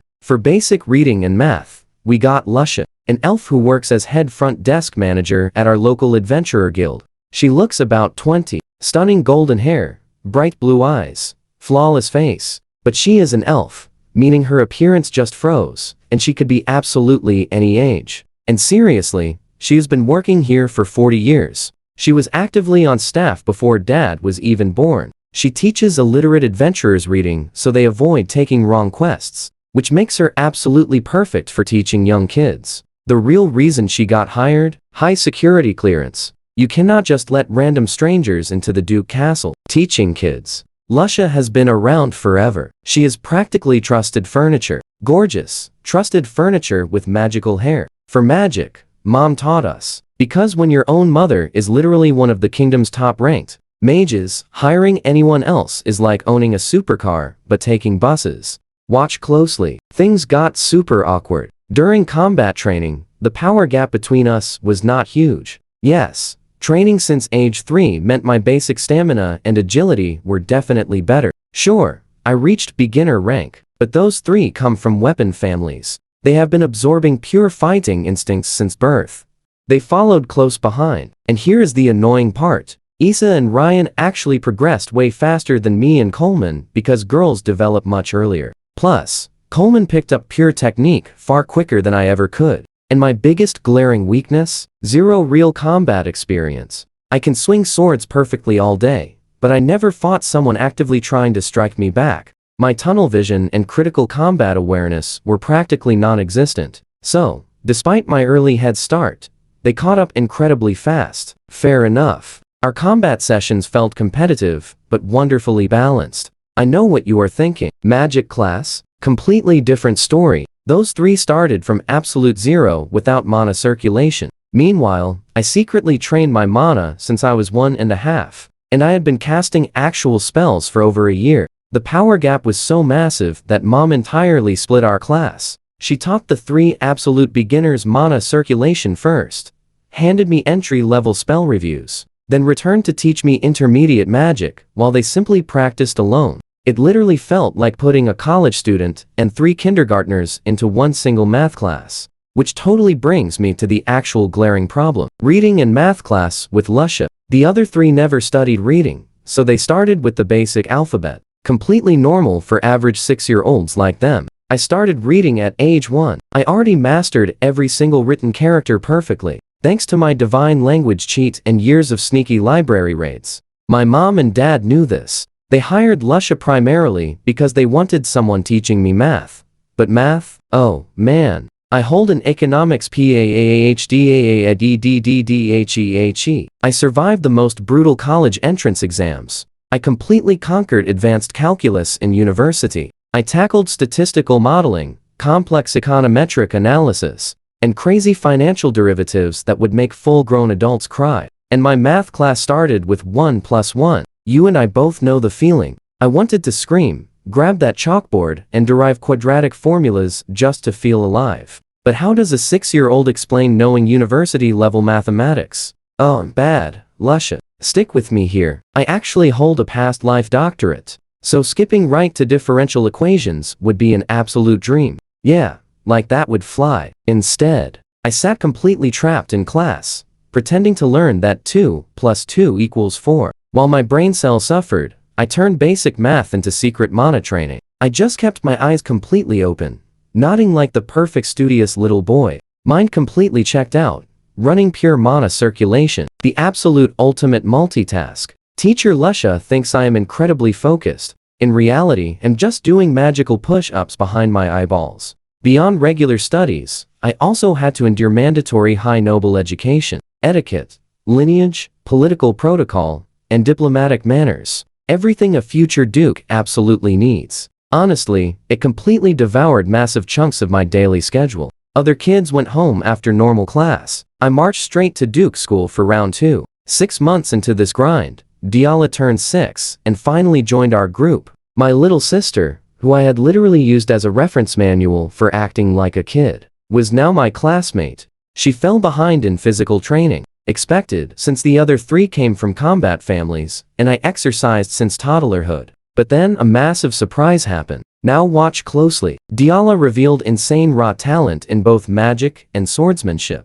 Not trained skill, but pure talent that makes jaws absolutely drop. Clearly, the Blondefield bloodline is no joke. Mom is a powerhouse. Dad is a sword demon, and their genes hit the absolute jackpot with her. She lacks my 5-year head start, but she might not even need it. Meanwhile, I'm stuck grinding basic addition, completely pretending I do not understand what multiplication is. The struggle is incredibly real. Eventually, I discovered what everyone actually thought about me during this time. Honestly, maintaining this entire double life gets super complicated. First up is Lusha, my reading and basic math teacher. This elf worked in our territory for over 40 years. That means she lived here long before Dad was even born. Yet she looks 20. Elves are unfair. Anyway, she exposed my big secret within one lesson. Not my reincarnation secret, but she realized. I instantly understood every new math concept. I was literally solving equations before she even finished her basic explanations.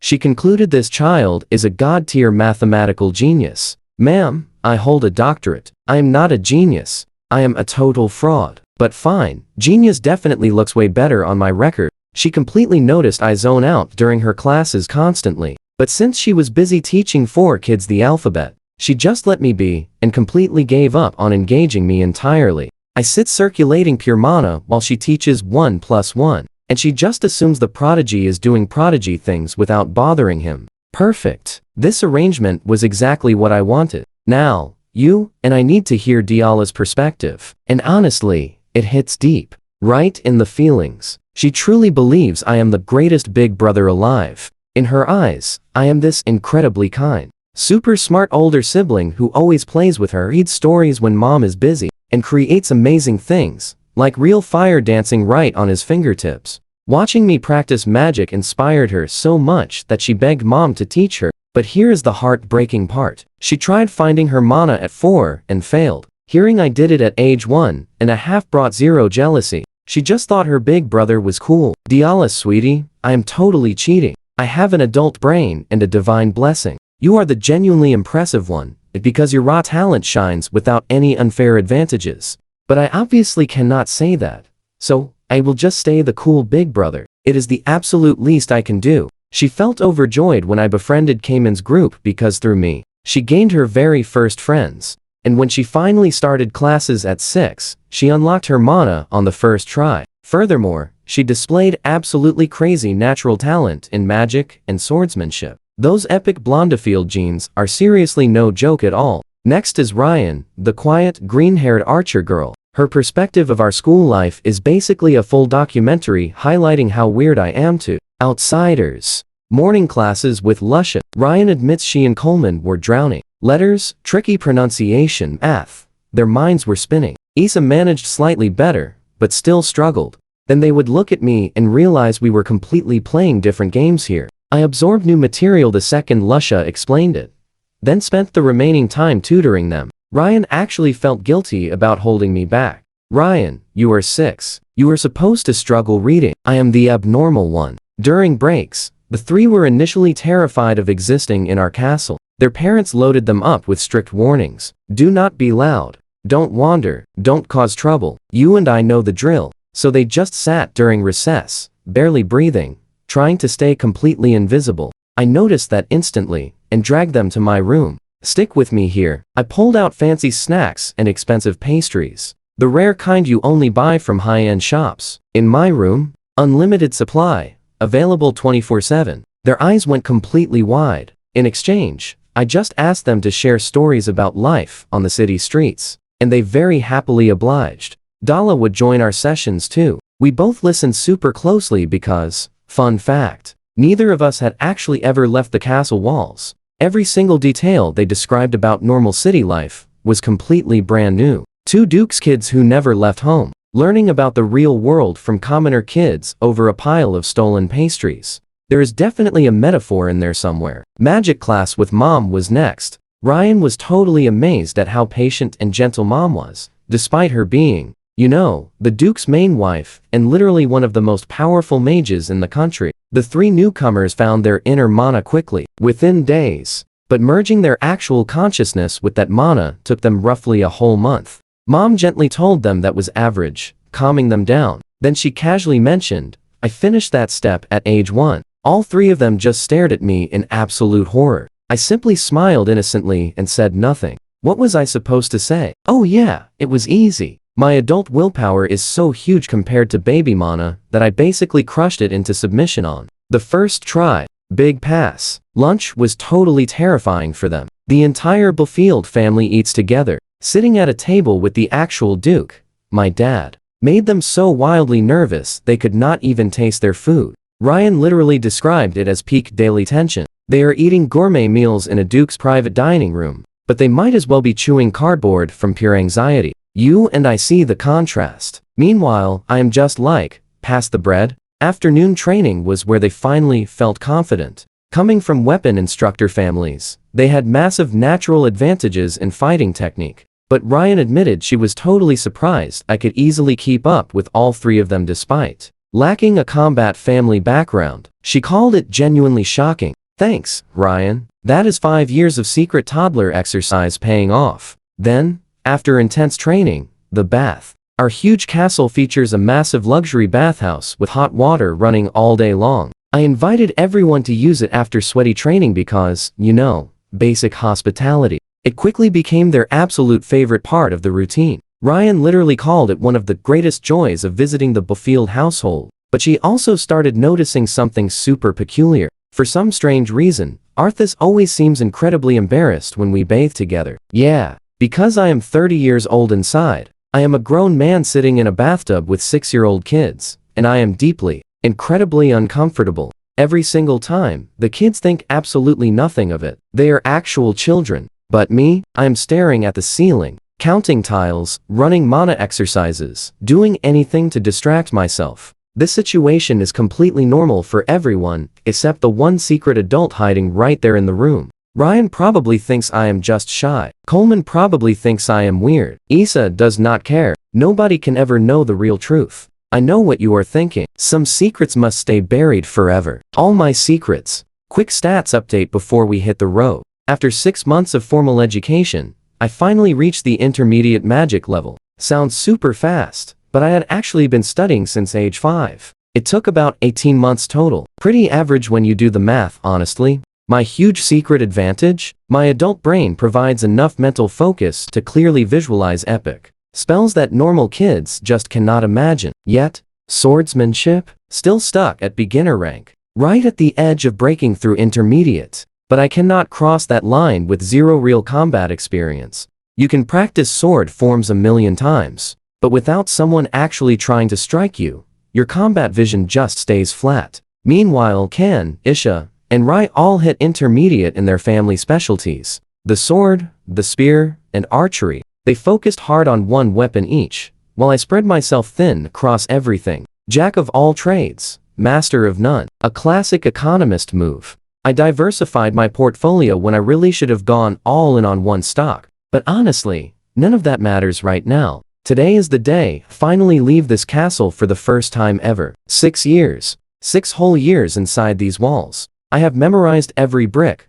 every hallway, every crack in the rooftop tiles. And today I am finally getting out. The reason? The Igahog Kingdom's 1,000-year anniversary celebration in the Grand Capital. Dad has to attend because he is a duke. And by tradition, nobles bring their 6-year-old kids to the capital for a massive networking party where young, noble children finally meet each other. Basically political playdates. Dala and I both completely qualify. We are also bringing 50 escort knights, every single one at intermediate combat level. Because when a duke travels, he travels incredibly heavy. You and I are finally out. The moment our carriage moved, I glued my face to the window like a happy golden retriever. Stick with me on this journey. I finally saw my own city, and wow, is absolutely massive. 500,000 people, second biggest in the kingdom. It is split into 5 districts. Let me break down exactly what I witnessed during our slow 6-hour crawl toward the eastern gate. First off, the government zone located right outside our castle on the northwest hills. Military headquarters, admin offices, all the standard bureaucratic stuff. Boring but essential. Next is the rich residential area where my retainers live. Come on, Isha and Ryan's home. Perfect rows of fancy villas, rich folks, spotless streets, and guards everywhere. The soldiers saw our convoy, stopped, and quickly saluted. I waved back from the window. I probably looked super adorable. A massive moat separates this district, man-made for pure security with heavy bridge checkpoints. Right across that water is the luxury commercial hub. Top-tier restaurants, fancy hotels, and premium shops. Visiting nobles stay right here, along with our city schools. It was quiet, classy, elegant. Then we hit the central district, and everything flipped. Insane noise, massive crowds, food stalls, merchant carts, people shouting, bargaining, and laughing. This is what a real living city is. 4 massive roads shoot outward from the center toward the 4 city gates, like a compass. It was absolute beautiful chaos, and I pressed my face so hard against the window. I definitely left a funny noseprint. We left the castle at 6 a.m. We reached the east gate at noon. 6 hours just to cross my own city. It is that big. Dad called for a quick picnic lunch on the plains just outside the eastern gate. Our first outdoor meal. The grass was vibrant, the sky endless, and I sat there eating a sandwich, realizing I spent 6 years just staring at these plains from a roof. Now I'm actually sitting on them. It was a weirdly emotional sandwich. After lunch, we hit the road toward Rawl. The trip northeast to the capital takes 14 days, passing right through 3 different towns and 6 small villages. Then through the royal domain, 10 more days, hitting towns and 6 villages. Total travel time is 24 days. 9 of those days we sleep in towns. The other 5 are for camping. Dad brought an empty carriage just for sleeping, letting our family split up at night. Basically medieval glamping, Blondefield style. Night 1, we finally reached Calltown. I sat in the carriage watching the beautiful countryside roll by as the sun completely set. And it hit me. This is real. I'm actually out in the world. No castle walls, no library, no crib, no nursery. Just open roads and bright skies. 6 years of secret training, studying, and playing the normal kid. Now, pay close attention here. The world is finally about to meet the real Arthas Blondefield. I hope it is ready. First stop, Calltown. 60,000 people is massive for a town, but it actually makes total sense. It sits on the main road between our city and the royal capital. Plus, there is a massive underground dungeon 3 hours southeast. Adventurers have been raiding it for nearly 1,000 years, and they have only cleared 50 floors. Nobody has found the bottom. That is not a dungeon. It is a hole to the earth center. All those wild adventurers need food, beds, and booze, which brings merchants, attracting more people, which pulls in even more merchants. Basic economics. Dungeons are great for local GDP. The town mayor personally greeted us right at the front gate. We checked into a government luxury hotel right beside the military garrison. Top-tier security, ultimate comfort, and crazy prices. Regular people cannot afford it. Only rich merchants, nobles, and high-ranking adventurers stay here. Our 50 knights mostly bunked at the military garrison next door, except for a dozen keeping guard. After dinner, Dad dropped a massive surprise. Let us go for a walk. My first time walking a real street with real people, shops, crazy noise, and smells. Everything I had only heard about in stories. Dala was literally bouncing off the walls with pure excitement. I kept my cool, but you and I know inside, I was totally bouncing too. It was evening, so some shops were closed, but the pubs were alive. Adventurers fresh from the dungeon, just drinking and shouting. Every single tavern was packed to the walls. November was fast approaching, so 0 outdoor stalls. But the sheer warmth and noise pouring from every doorway made the entire street feel completely electric. Then my parents got so nostalgic. Dad smiled. Remember when we were adventurers? It felt just like this. Mom nodded. We explored that dungeon too. Our elite 5-person party made it to floor 50. Shia laughed. Speaking of which, I have not used my spear in real combat for ages. Vic, spar with me later. Wait a second. Shia uses a spear? My sweet, gentle, loving stepmother is actually a badass spear fighter? Is everyone in my family a real secret weapon of mass destruction? Following their massive wave of nostalgia, we finally hit the Adventurers Guild. Dad wanted to look inside for old time's sake. This guild was basically a wild restaurant, bar, and job center hybrid. Adventurers eat breakfast here while waiting for teammates. Trust me, our journey is just beginning. Stick with me, you and I are stepping straight into the absolute wildest adventurer party of the entire night. Absolute genius business. Pay these heroes, then immediately claim the cash back through drinks.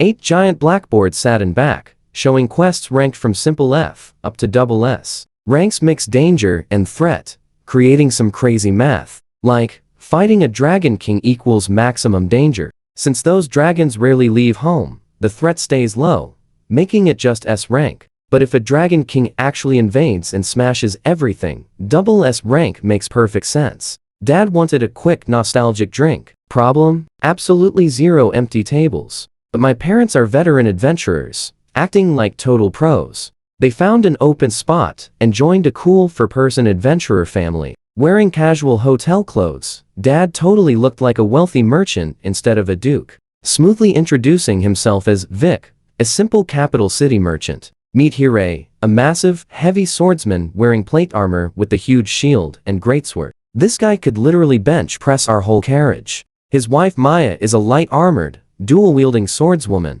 Definitely the incredibly fast and deadly type. Plus their teenage twins, Blind, a heavy swordsman like his dad, and Leah, rocking an epic magic gem-studded greatsword. The adults immediately bonded. Adventurer connection is totally real. 2 minutes later, Dad and Hirei were chatting like lifelong best friends. Meanwhile, the twins introduced themselves. Hi, I am Blind, and this is my sister Leah. Nice meeting you. I am Al, and this is Dia. We are capital merchant kids. I kept things vague. You and I both know the truth here. Revealing I am a powerful duke's eldest son would instantly destroy any normal casual conversation. Leah looked at us, eyes glowing. Oh, gosh. Al is so tiny, but talks exactly like a real adult. That contrast is super cute. And Dia is adorable. Then she squeezed us tight. Dia found it fun. I just thought, I'm a 30-year-old man getting crushed by a teenager. This must end. Blind apologized. Sorry, my sister goes completely wild around cute things. We kept chatting. I learned Hirei's family moved to this town when Maya got pregnant. Blind and Leah attend middle school in the capital, only visiting on weekends. The entire family plans moving to the royal capital once high school finally starts. Classic adventurer family. The twins shared epic stories covering goblin battles and dungeon exploration. Dia and I listened, completely amazed. Real adventure stories from kids our age. Dia was genuinely fascinated because she is 6. My excitement was completely real because I finally heard first-hand accounts instead of reading dusty books. Meanwhile, I was constantly running intense damage control on little Dia. My sweet, innocent sister had absolutely zero concept of keeping a secret identity. She nearly ruined our disguise completely. But brother, isn't our house a castle? Dia, look at that amazing sword. Crisis management. Adding that to my resume. Eventually, Dia started falling asleep. Being 6 is exhausting. Dad wrapped things up. Hirei said something memorable. If you ever need any help, just come find us. Now, here is the thing. You just do not meet genuinely warm, amazing people like this guild family inside cold castle walls. We walked toward the hotel under bright stars, Dia sleeping soundly on Dad's shoulder. Mom reminisced while I imagined epic dungeons, brave adventurers, and magic gem swords. This massive world was infinitely bigger than any library book could possibly capture. First day traveling? Easily the greatest day across both of my lives. 2 days passed. Call Town brought our first wilderness camping. Knights unhitched the carriages, propped them on stands, and boom. Instant cozy bedrooms on wheels. Medieval camper life. Dad took Mom and Shia hunting deep inside the forest. Dia and I wanted to go, but nope, too dangerous for kids. Stranded in an empty field, banned from the only interesting spot around. Boredom hit fast, so I formed a brilliant idea. Let's catch fish. The captain agreed, since it was low risk, with Knights and Lulu providing protection. What nobody expected, I actually mastered fishing. In my past life, I grew up completely orphaned. My raw survival skills would make these pampered royal knights cry. Lulu, surviving deep poverty, also knew riverbanks perfectly. Like a tiny general, I ordered the knights to herd fish using those massive boulders. Dia, stand right there and grab absolutely whatever comes. Trust me, you and I just watched lethal knights completely struggling with fishing orders from a 6-year-old. Let's dive in. Diala was having an absolute blast, splashing around, catching fish barehanded, laughing like totally crazy. We needed 30 fish for 60 people, which took about an hour. We returned to find the hunting party still away, so I gladly started prepping our food. The guard captain watched me confidently prep the fish like a total professional. He gasped, "I had zero clue you knew how to do this, young lord." "Oh, I read a camping book before leaving." Smooth lie. Totally believable, right? Then mom returned with the hunting party. They had mountain chickens, rabbits, deer, and even some wild wolves. The questioning began. Mom said, "I didn't know you fished." Diala chimed in helpfully. "Yeah, brother was really amazing at it." I froze. "I read a camping book in our library." Mom tilted her head. "That we have a camping book?" Total silence. My brain scrambled. "We have thousands of books in that library. I have zero clue if a camping guide actually exists. I just assumed nobody would check." Dad completely saved me without even realizing it. Maybe some great ancestor bought one? Who knows? Either way, reading is fantastic. "Look, it came in handy today," Shia cheerfully added. Arthas lacks some childlike innocence, but his huge love of reading is a massive strength. When I was his age, I only played. Massive crisis completely averted. Note to self. Make better excuses. Now watch closely. Everything instantly changed as Dad and Shia both went totally rigid at the exact same time. Something feels wrong. From the forest direction, I sense it too. Every knight snaps to alert. Shields up.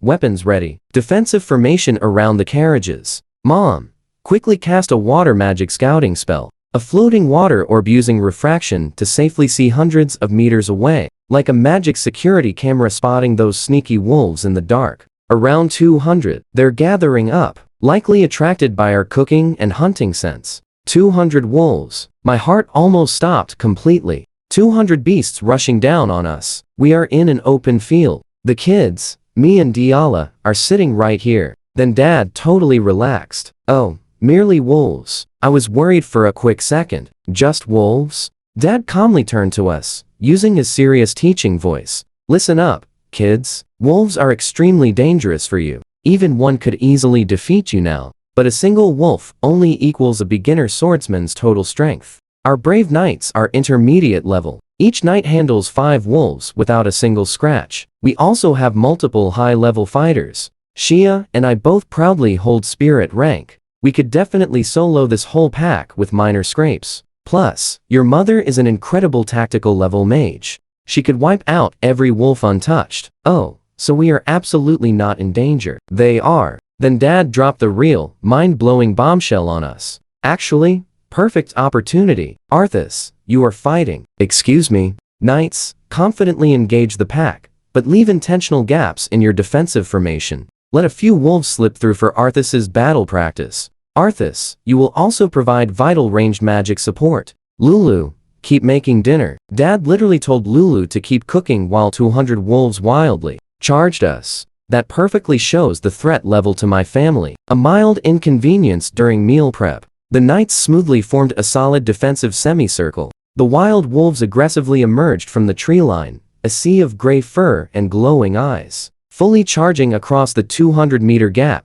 170, 160, fire. First volley of arrows. A dozen dropped. Another 12 were wounded. Second volley at 50 meters. 20 more fell. I enthusiastically joined with an intermediate fire spell, scoring my first takedown. But it felt distant, exactly like swatting a tiny fly from across the room. Zero real danger, absolutely no thrill. Then the wolves violently slammed the shield wall, and things got incredibly loud. 10 heavy shield fighters held the front. 20 pikemen fiercely stabbed through the gaps. Greatsword knights easily handled anything slipping past. It was purely organized chaos. When the wild pack dropped to around 100, the third squad intentionally opened a gap. 6 beasts quickly poured right through. Let that totally sink in. Dad casually drew his sword. flawlessly eliminated 5 wolves in 3 seconds, then pointed. Your turn, Arthas. Draw your sword now. Don't take your eyes off it. Watch every single movement. Find your opening. Defeat it. Easy to say, Dad.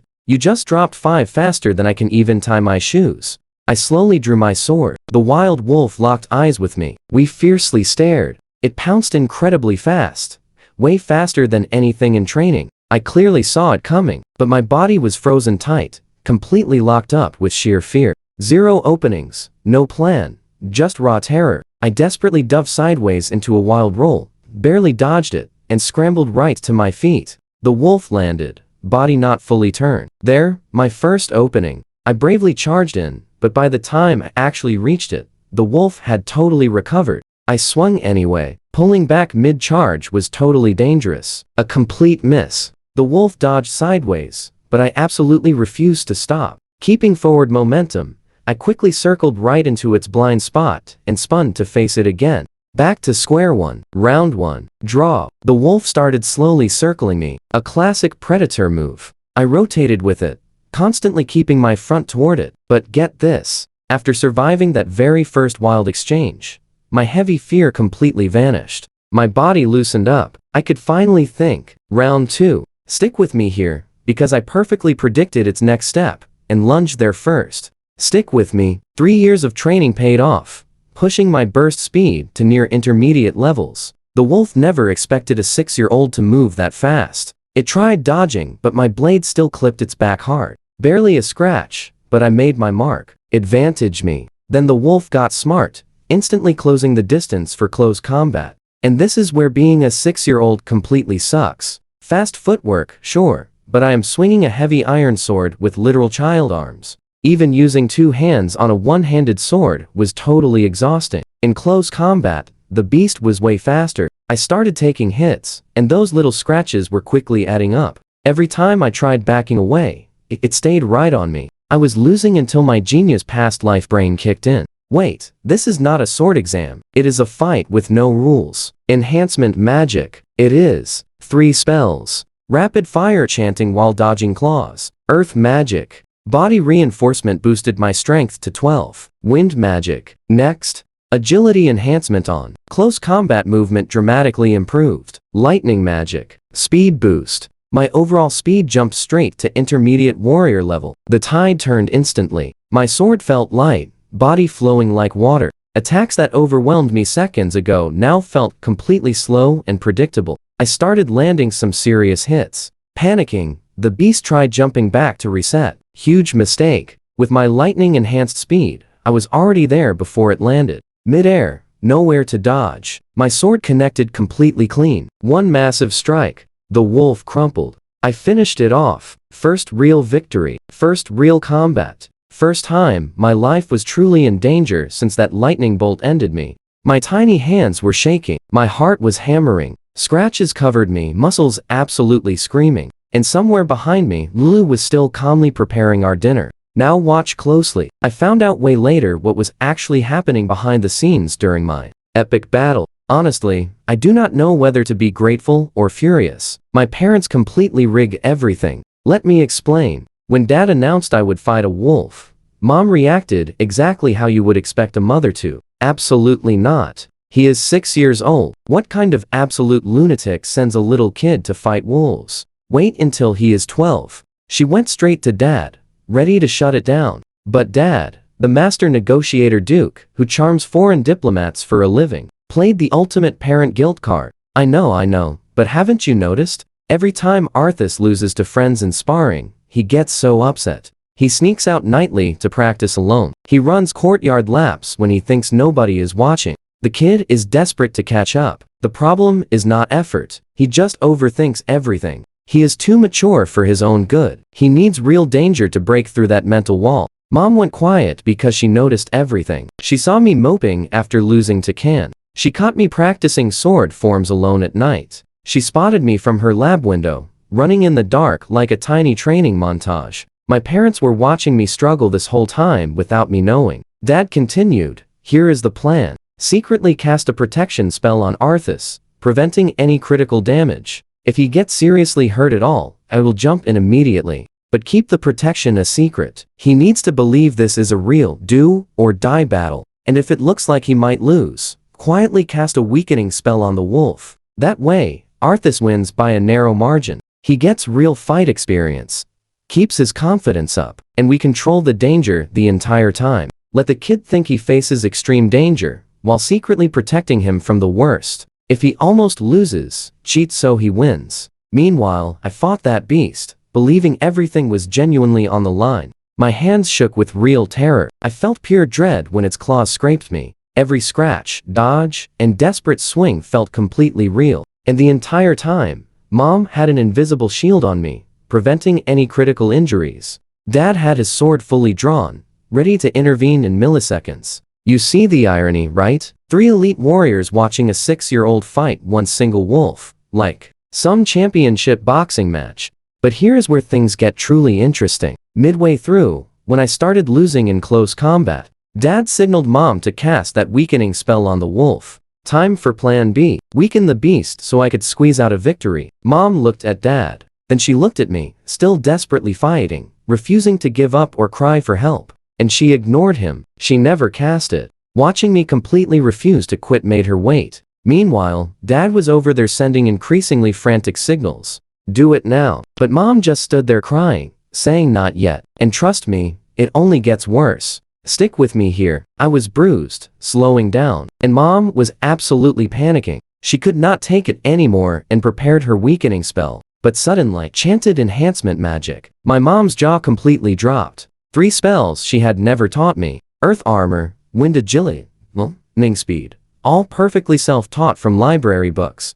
Her secret rescue plan totally vanished because I completely saved my own self. She watched me flip this intense fight around. Instantly, she saw me chase that wolf midair and deliver the ultimate finishing strike. And she never had to lift a finger. Her reaction was a total emotional roller coaster. Pure panic, total shock, proud tears, then wait. He mastered spells I never taught him. Cue more pride. Then, oh, wait, he is hurt. I need to heal him now. She rushed in with healing magic. Being a combat mage, she is clumsy, but prevented any permanent scars. While fixing me up, her focus was already completely shifted. I definitely need that wolf pelt. That beast represents my son leveling up. I am making a coat. I must grab it before Vic gets his hands on it. She literally fought my dad over the defeated wolf fur. The same woman, ready to cancel the fight to protect her baby, was now aggressively wrestling her husband for trophies. Mom won. Obviously, she always wins.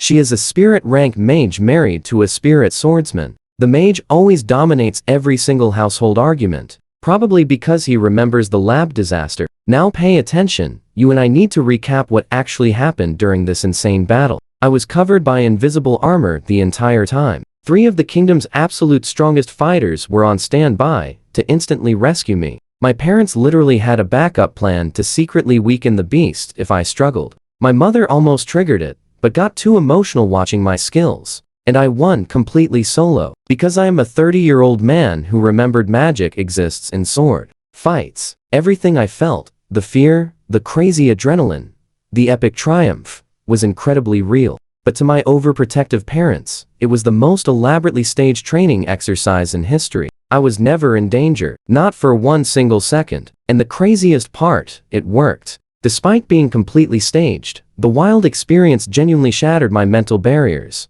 The intense fear worked. The power growth was real. The combat awareness was real. My parents totally manipulated me into greatness. And I cannot even be mad, because they did it out of pure love. Plus, Mom now owns a beast skin coat she values way more than her rarest magical artifacts. She strokes it gently and whispers, "My son bested this." Crazy parents, man. They will secretly cast protection spells, basically cheat for you, fight each other over monster pelts, and call it Tuesday. I absolutely love these lunatics. 2 days after defeating that beast, something finally clicked. All those tiny details from the clash, the moments I almost faded, the hidden openings I completely missed, the way fear freezes you, they kept playing over and over in my head. And suddenly, like a magical nocturne, swordsmanship smashed into intermediate level. You know what I mean? You can practice a million times, but nothing teaches like almost getting devoured. 10 days later, we crossed out of the territory into royal lands and hit Seda Fortress City. This place is amazing. Population, 200,000. Built centuries ago to stop massive ORC invasions. Once the kingdom conquered the western territories, this massive fortress should have become totally obsolete. But because it sits perfectly on the main crossroads between the west and the capital, traveling merchants kept arriving and it became a massive hub. Now houses 2 mixed military divisions and acts as the kingdom's western staging point for any epic campaign. Also a massive grain depot. Basically, the absolute Swiss Army knife of cities, defense, commerce, logistics. But much more importantly, this is where we meet the Reismans. We pulled right up to the government guest house, and they were already waiting at the doors. Uncle John, Am's older brother, the border count, built like a slightly friendlier version of his war hero dad. 2 wives standing beside him, and 2 kids. I locked onto the little girl immediately, about 8 years old, brown hair, cute twin tails, deep blue eyes, a bright face destined to be absolutely stunning in a few years. My brain ran the math instantly. Back at my 1-month celebration, Dad and Uncle John agreed on an engagement. The girl was 2 back then. She is exactly 8 now. This was Jovier Reisman, my literal fiancée. She was staring right back at me with curious, blinking eyes. The surrounding adults erupted into greetings. Mom and Uncle John had not seen each other in forever. It was pure chaotic sibling energy. Massive hugs, playful teasing, John asking, "Is Vic treating you right?" Dad responding, "I would never," and John firing right back, "You better not." Then came formal introductions. She literally called herself my big sister. "Trust me, you are going to love this dynamic. Come along with me. We are engaged." But she acts like my babysitter instead. Enter Lockhart. Lockhart is the 8-year-old boy acting incredibly tough. He gives off major, "I have something to prove" kind of energy. Jovier hits me with an incredibly adorable bombshell. She just looks at me and says her parents made us officially engaged. She honestly asked her parents what that meant, and they told her, "We will get married and live together forever." Husbands protect wives, but since she is older, she declared she would protect me instead. Honestly, I was left completely speechless. How do you explain equal partnership to an 8-year-old girl acting like a bodyguard? I just awkwardly told her thanks. Lockhart totally hated that idea. What kind of guy lets a girl protect him? Does he even call himself a man? Jovier immediately spun around. She offered to protect her brother too, but he angrily yelled that he needed 0 protection. He bragged he would become a legendary marshal like their grandfather, protecting the entire country, but she teased, he could not even win against her. He stuttered. That was totally irrelevant. But then sweet, innocent Diala casually dropped an absolute bombshell. She revealed Arthas defeated a wolf entirely alone. The adults overheard everything. Uncle John raised an eyebrow. Interrogation time. Watch closely. Within 30 seconds flat, Lockhart pointed straight at me, fiercely demanding an all-out duel. Jovier calmly requested a match too. Diala volunteered to fight literally everyone. Meanwhile, the adults nodded happily, treating this like completely normal family bonding. Nobody even bothered to ask my opinion. My fate was sealed. Classic military families, man. No magic allowed. Me against Lockhart. I absolutely lost. My swordsmanship barely hit intermediate recently, so my technique was definitely still shaky. Still, I survived for a long time by heavily relying on my combat experience and adult mindset. Lockhart was super impressed. Anyway, next up, Jovier. I switched weapons to match her spear, but honestly lost way faster. My spear skills were stuck at beginner level. She was brutally clean, super efficient, and annoyingly talented. Jovier against Lockhart, she completely destroyed him. Girls develop faster at this age, and she is just purely better right now. Diala battled everyone and lost every match. She only trained for 3 months, but honestly, reaching beginner tier in just 3 months is crazy. Uncle John proudly noted, she definitely possessed the highest natural talent among all 4 kids. After his total defeat, Lockhart approached with a way friendlier vibe. It is hilarious how beating someone up makes you genuinely respect them. He praised my solid sword skills, promising I would catch up eventually. I just casually mumbled a quick thanks, but I was totally zoning him out, purely staring at the wooden spear in my hands. Something insane was actually activating in my brain during that match. I carefully analyzed her flawless technique using my brand new combat vision. It was the exact same visual upgrade I unlocked during the wolf fight. Swords and spears differ, but reading opponents, finding openings, and mastering spacing, that fundamental vision is identical. Breaking through in my swordsmanship had massively boosted my entire combat awareness. You feel that too, right? Watching her expert moves while holding my weapon made every single combat insight instantly snap together like perfect puzzle pieces. Everyone kept loudly chattering around me. Dad loudly told me to thank my rivals, but I ignored everything. I was trapped deep inside my own head, feeling an incredible power shift happening. Then everything clicked. My eyes lit up. I grabbed my spear, sprinted toward Jovier, and begged her for just one more match. She looked visibly confused, but finally agreed. We clashed again. I lost, but instead of suffering a rapid defeat, I survived just as long as my brutal fight against Lockhart. Because during that epic clash, my spear technique blasted into the intermediate tier, 2 entire weapon breakthroughs in 1 week, swordsmanship from fighting the wolf, and spear skills from getting totally crushed by my own fiancé. The adults were completely stunned. Dad and Uncle John exchanged looks. Is he actually talented or not? I started training way earlier than most, but hit intermediate much later than the naturally gifted kids. Yet suddenly conquer 2 different weapons back to back. What is with this kid? They assumed my years of hard work were finally paying off all at once. The classic stored up potential excuse. Sure, let's roll with that theory. Anyway, time to celebrate. Uncle John was totally right. It was absolutely worth celebrating. I began this trip as a rookie swordsman who never left home. In just 10 days, I destroyed a wolf, mastered intermediate sword skills, met my future wife, and unlocked intermediate spear combat. Not bad for a 6-year-old, 30-year-old, whatever I am. Jovier, my self-appointed protector fiancé, gently patted my head afterward and smiled, loudly claiming I was visibly getting better. She promised to keep training me until I got strong. She completely crushed me twice, and now she is acting super encouraging about it. Trust me, this is wild. I am mentored by my 8-year-old fiancé. My life is somehow perfectly hilarious. Traveling with the Reisman family was entirely wonderful. A genuinely heartwarming, beautiful bonding experience between 2 noble houses. Stick with me here. My training schedule was getting completely wrecked. First major issue, Lockhart. This kid seriously hated my guts for 2 big reasons. First, he was incredibly jealous of his parents,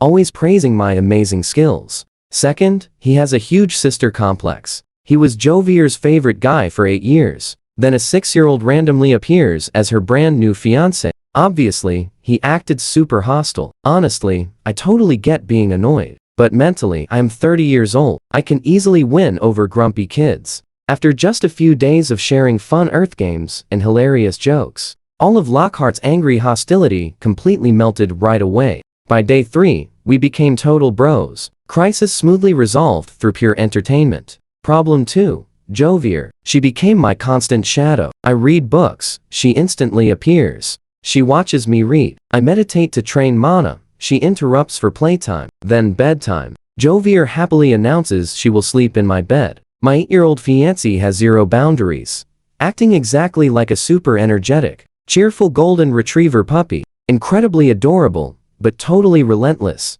Then Dala got super jealous, insisting she also gets to sleep next to Big Brother. Then Lockhart felt completely left out and threw a massive tantrum. So all 4 of us shared one bed every single night. The adults found this absolutely precious, happily gushing over how perfectly the children were getting along. But meanwhile, I, a 30-year-old man, got constantly sandwiched between 3 energetic kids every single night. I could not do my secret mana training while literally pinned down. All my private reading time completely vanished. My epic evening training sessions totally vanished. And the worst part, my parents actually saw this chaos as an improvement. Thrilled, Arthas became super outgoing. They assumed I simply needed friends my own age, instead of just constantly sitting around and spacing out all day. That spacing out was intense mana training. I was becoming an absolute magical powerhouse, and they seriously thought I was just being antisocial. But sure, I celebrate my complete lack of privacy.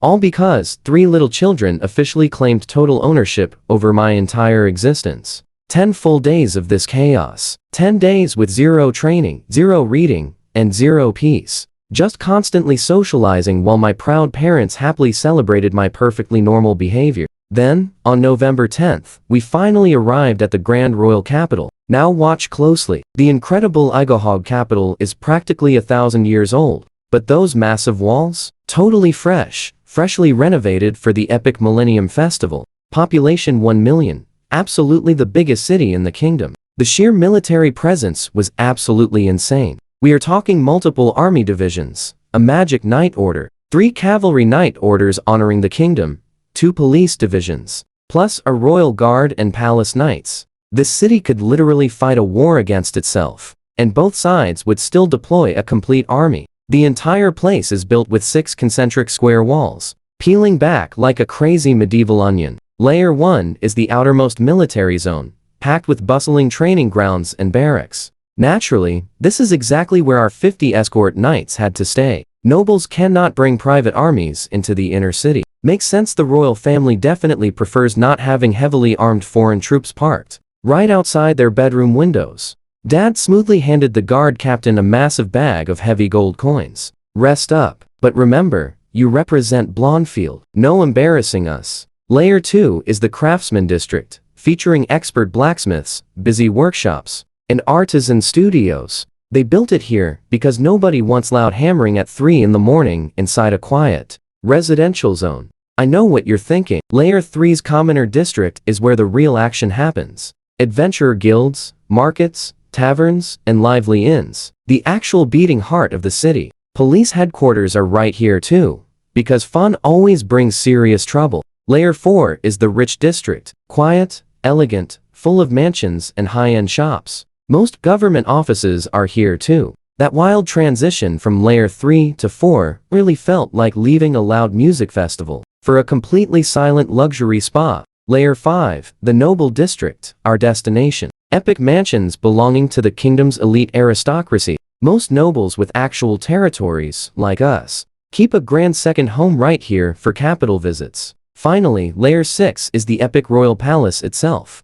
Zero walls are needed there, simply because you were literally inside the king's massive front yard. We split from the Reisman family at the noble district. Finally, I love them, but I desperately needed some personal space. Naturally, their mansion was just a 5-minute walk from ours, because the universe absolutely refuses to let me be alone. Still, Capital Mansion was genuinely stunning. Not castle level, but easily top tier among noble residences. An iron fence completely covered in sculpted ivy. Perfectly manicured lawns glowed golden in the sunset. It featured a 3-story complex with 3 connected buildings, the main hall, secondary wing, and a 2-story side building. An old butler named Tans quickly greeted us at the door, presenting a full staff lineup and deep, highly respectful bows. Dad called him Uncle Tans. Apparently, this loyal man watched my dad grow up. That is where you and I leave it. Prime Minister Grandpa Carey wasn't home yet, so Tans suggested resting before dinner,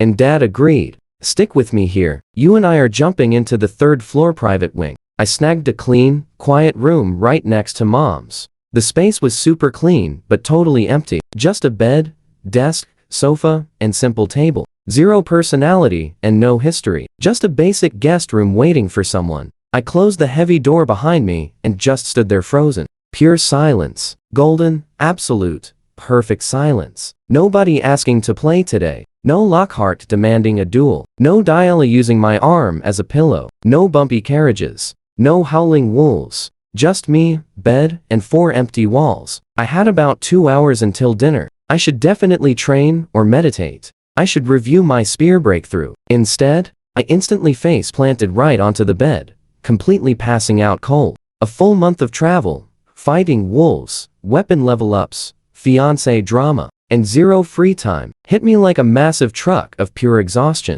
My body completely shut down. I slept peacefully until Grandpa Carey finally returned home. The royal capital, a massive city of 1 million people, and the ultimate political center, and Arthas Bafield's very first epic move upon arriving here. A huge nap. Some things easily transcend reincarnation, and the desperate need for sleep is one. After that epic power nap, a maid woke me. Grandpa Carey was back, and everyone was already happily chatting in the main hall. I walked into the big dining room with Diala and found two completely unfamiliar old men sitting right there at the table. One was Grandpa Carey. We see him yearly, so he is familiar, but those other two guys? They yelled, "Come to Grandpa." Now watch closely, because you and I are witnessing Grandpa Wars Capital Edition. The first guy was Lean Phillid. He is Diala's maternal grandpa and my step-grandpa, a former viscount turned political minister. He bravely handed his noble title over to his son to focus entirely on government work, a highly respectable career move. The second stranger spoke up, and the others instantly started roasting him alive. Watching you two heavily spoil your grandkids is absolutely hilarious. You're completely different people. Carey fired right back, laughing at the guy who literally left the throne just to play around. You literally let them ride you around like a little pony. Lean added, that crazy image of a former king crawling on the floor while a toddler bounces on his back is forever burned into my mind. Ha, the absolute biggest failure of my entire reign was letting you witness that. Yep, that third old man was former King Krillid Igahawk the 33rd, the powerful guy who once ruled an entire kingdom, a legendary man whose name commands deep respect everywhere, and apparently, a grandpa who happily gives horsey rides with absolutely zero dignity left. I honestly love him already. These three grandpas got so incredibly busy roasting each other that Dad finally had to step in and rescue us kids. Alright, you three. You are completely confusing the poor children. Come say hello properly. Dad easily introduced Lean as Diala's other grandfather, which was super straightforward. Then he turned toward Krillid, and his tone instantly shifted into serious dad mode. This is former King Krillid. You and I both know the pressure is heavily on right now. Showtime. 6 long years of intense etiquette lessons leading up to this exact moment. Please don't fail me now. I stepped up, fixed my posture, placed a hand on my chest, dropped onto one knee, bowed my body exactly 45 degrees, and nailed my lines with absolute precision. It is my greatest honor to meet you, Your Majesty, Krillid Igahawk. I am Arthas Befield, the eldest son of Vixer Befield. Flawless, super smooth, and incredibly dignified. Diala tried following with a cute curtsy, but she only had a single month of training, so it was enthusiastic, but adorably wobbly. She definitely gets an A for effort. Krillid smiled. We are in private. Just call me Grandpa Crew. But, Vixer, your etiquette training is genuinely remarkable. The boy's form is flawlessly polished. He must have practiced relentlessly. Yeah, I drilled that exact greeting for 100 times because my tutor is absolutely ruthless. But it totally paid off. Dinner was finally served. And those three grandpas kept dragging us into their conversations. What are your studies? What are your future goals? It was just standard, hilarious grandpa interrogation protocol. I gave highly polished, smart answers. Diala gave adorable but slightly confused replies. Together, we naturally formed the absolute perfect grandchild duo. As Krillid was leaving, he casually dropped a massive bombshell. Oh, right. I heard about the royal marriage plans between Arthas and Cirrus. It only becomes official after both families observe the kids in person. Today, well, from what I witnessed tonight, Arthas easily passes my inspection. The rest is yours. Dad instantly bowed. Thank you, Your Majesty. I will definitely raise him to be worthy of Princess Cirrus. He is absolutely amazing. I truly look forward to watching him grow. Oh, and please bring the kids to the palace. Trust me, you and I just watched the former king officially approve my royal engagement to his granddaughter simply because I quietly ate my dinner and did a super fancy knee bend. Stick with me here. My etiquette training just secured a royal marriage. Take that, everyone who called bowing a pointless skill. Once the guests departed, Grandpa Carey joked with us briefly before reluctantly dragging himself and Dad away to handle some super boring government paperwork. Meanwhile, Mom and Shia gave us the grand tour. 3 massive connected mansion buildings. The massive main hall for dining and offices. A secondary wing holds guest rooms on floors 1 and 2, plus our family quarters up on 3. Then a side building for staff, storage, and the kitchen. Not quite our castle, but easily the nicest second home I have ever seen anywhere. Finally, at long last, I was alone. My door shut.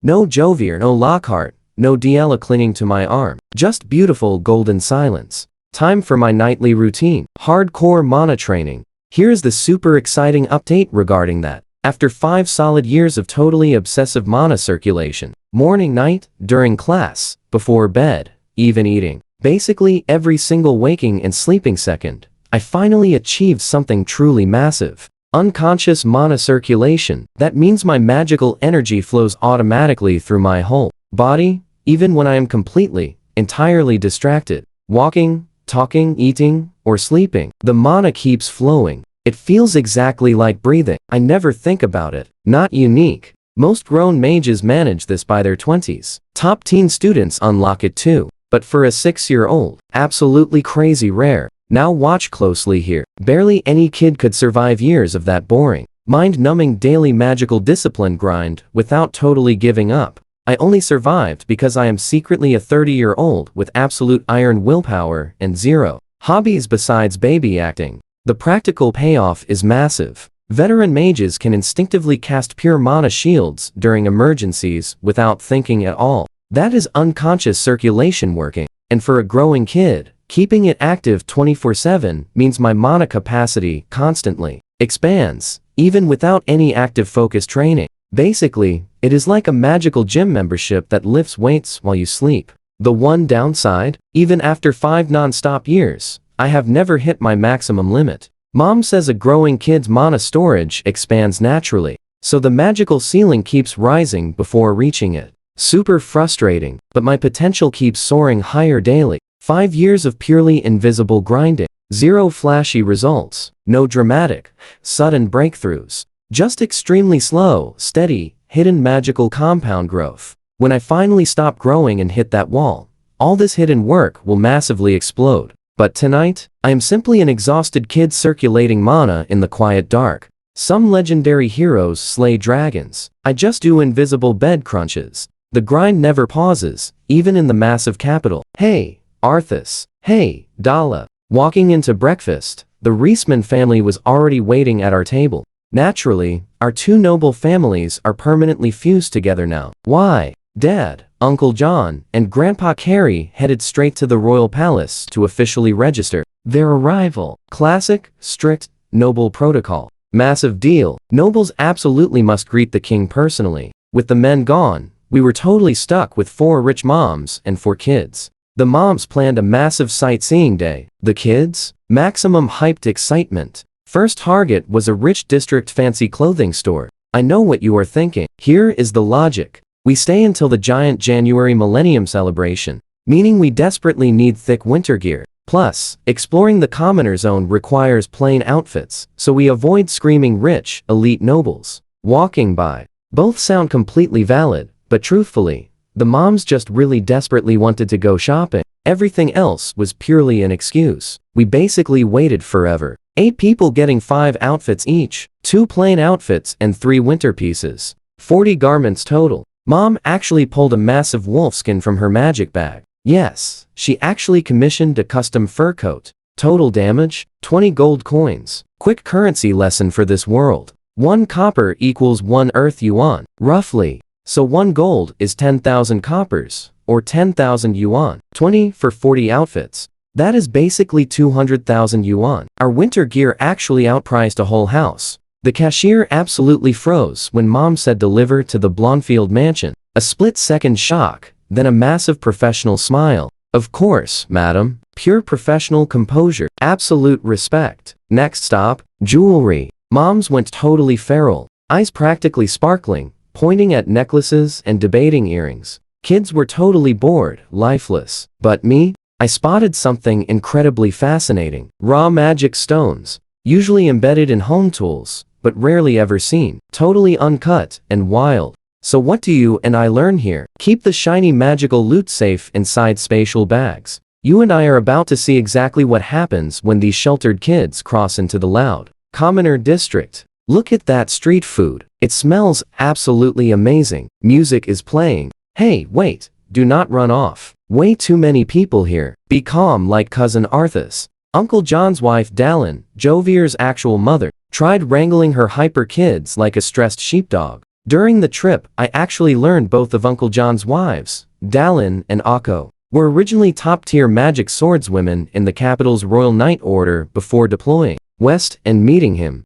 My entire extended family is basically just a squad of elite warriors happily retired into parenthood. Mom, meanwhile, had the total opposite complaint about me. Arthas should be running around super excitedly too. He needs more playful energy, not less. I cannot win, act mature, and she still wants me childish. If I act childish, she worries. At lunch, we found a quiet restaurant. The moms ordered their food like absolute pros. They clearly did this before. Us kids completely struggled with reading the fancy menus. Lockhart, Jovier, and Diala could not read half the menu words. I read everything perfectly, but recognized absolutely none of the weird dishes. I know you, and I both get confused by fancy names like braised forest boar. We definitely all needed Mom to translate this menu. Then the moms finally asked the golden question. Where do you kids want to visit today? Lockhart replied instantly. Weapons shop. Military DNA confirmed. Diala wanted toys.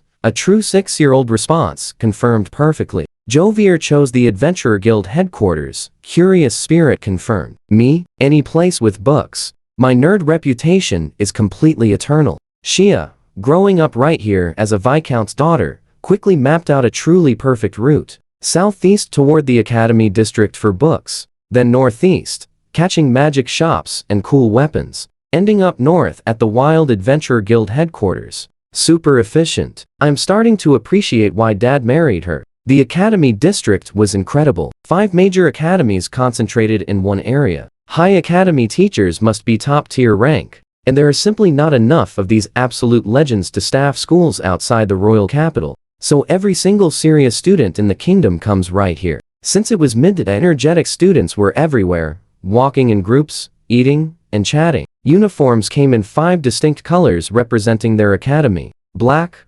blue, white, purple, and brown. Some wore heavy swords, while others carried shiny magic staffs. A lucky few had both. They radiated bright, youthful energy, being incredibly optimistic, totally unlike battle-hardened soldiers. Now pay attention here. Students kept glancing at us, whispering, and pointing nervously. Look, those women over there. It really looks like them. But I thought they skipped the celebration. They actually came. And the kids with them are so cute too. Our poor moms looked super uncomfortable. They just could not understand all the sudden attention. Then a massive, booming voice solved the huge mystery. Well, it isn't Eli, Vi, Shia, Dallin, and Akko too. A burly, red-haired man in his 50s, with an absolutely magnificent beard, appeared from nowhere. All 4 moms lit up instantly. Professor Fodel. Turns out this giant guy taught everyone, Mom, Dad, and both of Uncle John's wives, right at this very academy.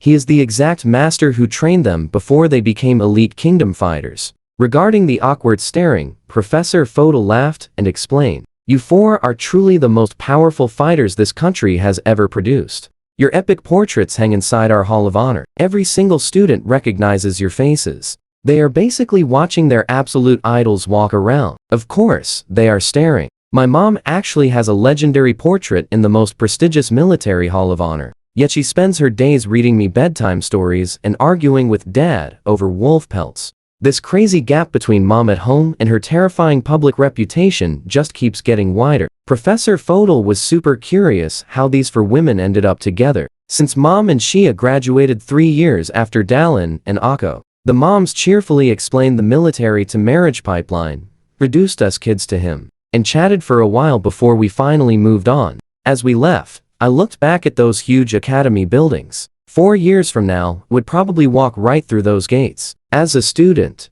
wearing a colored uniform, training under expert teachers like Fodel. But unlike every normal student there, I am entering with 5 years of secret mana training, intermediate magic, epic spear skills, a genius brain, and somehow 2 fiancés. This academy has zero idea what is coming. After saying goodbye, Mom drops some massive intel about Professor Fodel while we were walking toward the library. Turns out Fodel is basically the kingdom's ultimate secret weapon. He is the only guy at upper rank in both magic and combat. Where does this leave you and me? We are watching a living legend who might actually hit spirit rank. Stick with me here. The master who trained my parents is legendary. No wonder they became absolutely terrifying. The royal library looked absolutely stunning. 5 stories high, sitting perfectly in the Academy District Center. making it super easy for students from all 5 schools to visit. Books cost an absolute fortune in this world. Paper is pricey, in the collection just 800,000 volumes.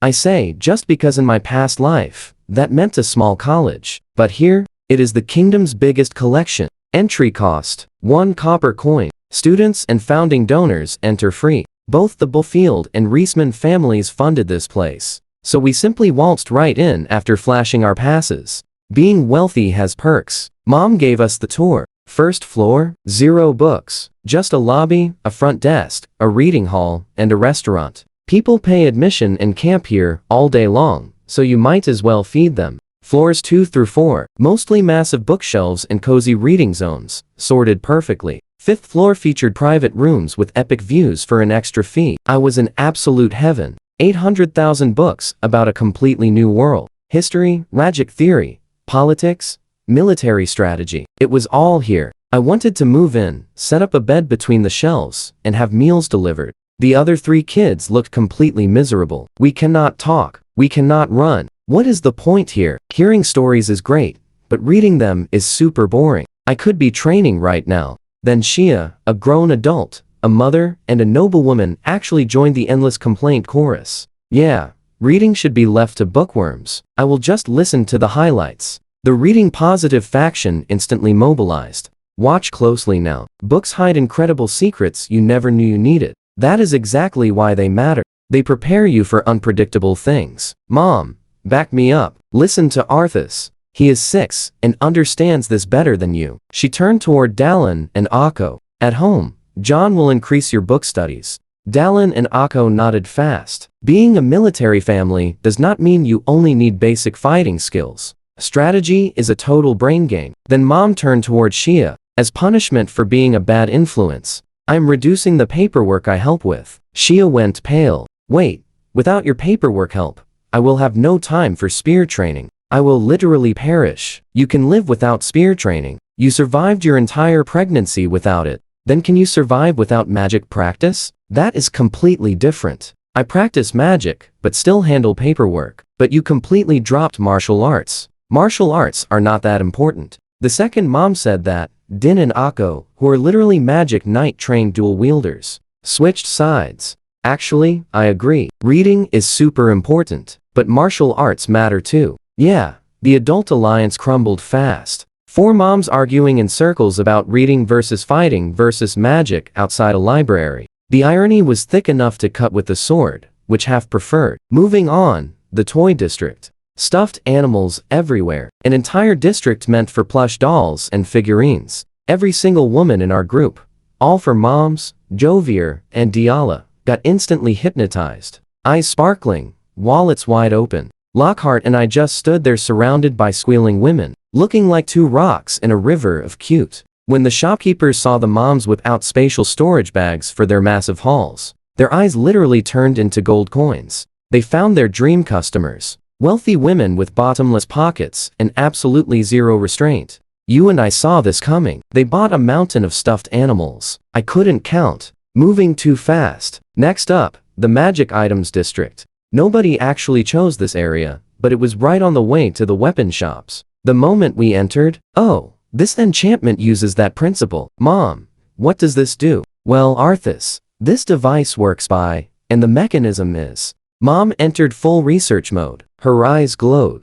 Every shop window was a new mystery to dissect, and I could not resist. Every unfamiliar magical device became a puzzle that I completely needed solved. We were like 2 kids in a candy store, except the candy was enchanted crystals, and the store was a weapons-grade research lab. Shia sighed from behind us. She was exactly like this in school. She dragged me here every single time. Now, her son is the same. Like mother, like son. We eventually pulled Mom away from the magic district. She reluctantly left and entered the weapons district. Lockhart's eyes went wide. That blade is made from what? Shia was equally stunned. Look at this craftsmanship and armor. Meanwhile, I kept asking questions about everything. I cannot help it. A new world means brand new metallurgy, forging techniques, and crazy combat engineering. So what do we learn here? Mom laughed. Shia freezes whenever she sees cool weapons. Just like school, Arthas loves weapons. Like mother, like son. Wait, wrong Mom. History just keeps repeating itself across 2 entire generations. Come with me, we're exploring the massive Adventurer Guild headquarters. Bigger than Call Town, but basically the same layout. Our moms got super nostalgic. Apparently, their academies required students to register as adventurers for combat training. So all 4 moms are officially registered adventurers. Honestly, my entire family tree is basically a military recruitment poster. We 4 kids just sat in the hall, listening to veteran adventurers swap wild stories about dungeons and monster hunts. Jovier's eyes shined with pure wanderlust. Lockhart was busy analyzing fighting techniques. Dala just enjoyed the awesome vibe. And me, taking mental notes on everything. Dungeon layouts, monster behavior, team setups, filing it all away for future use. We headed home through the Eastern Gate, straight into the Noble District. By sunset, just one day of sightseeing taught me way more about this wild world than months of library reading. The Royal Library exists, and I'm a founding donor's grandson with total free access. 5 elite academies are 4 years away. Mom explains magic items. Plus, weapon shops carry crazy materials I've never seen. The Adventurer Guild is an absolute treasure trove of real intelligence. This entire city is going to be my playground. But first, I must figure out how to ditch 3 clingy kids long enough to read those 800,000 books. Watch closely. At dinner, Dad casually drops a massive bombshell between bites. Oh,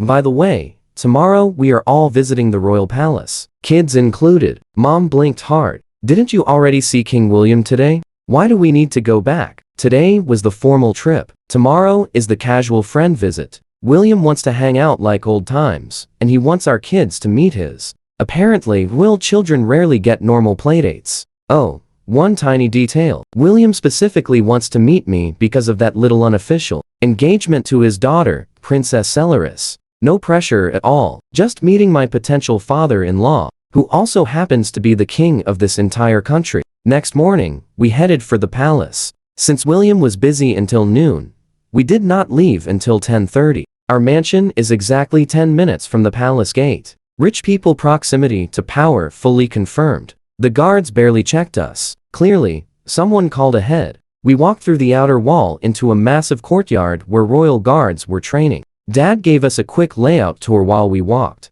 South Castle holds offices and the throne room. 3 floors of government business. West Castle is storage and servant quarters.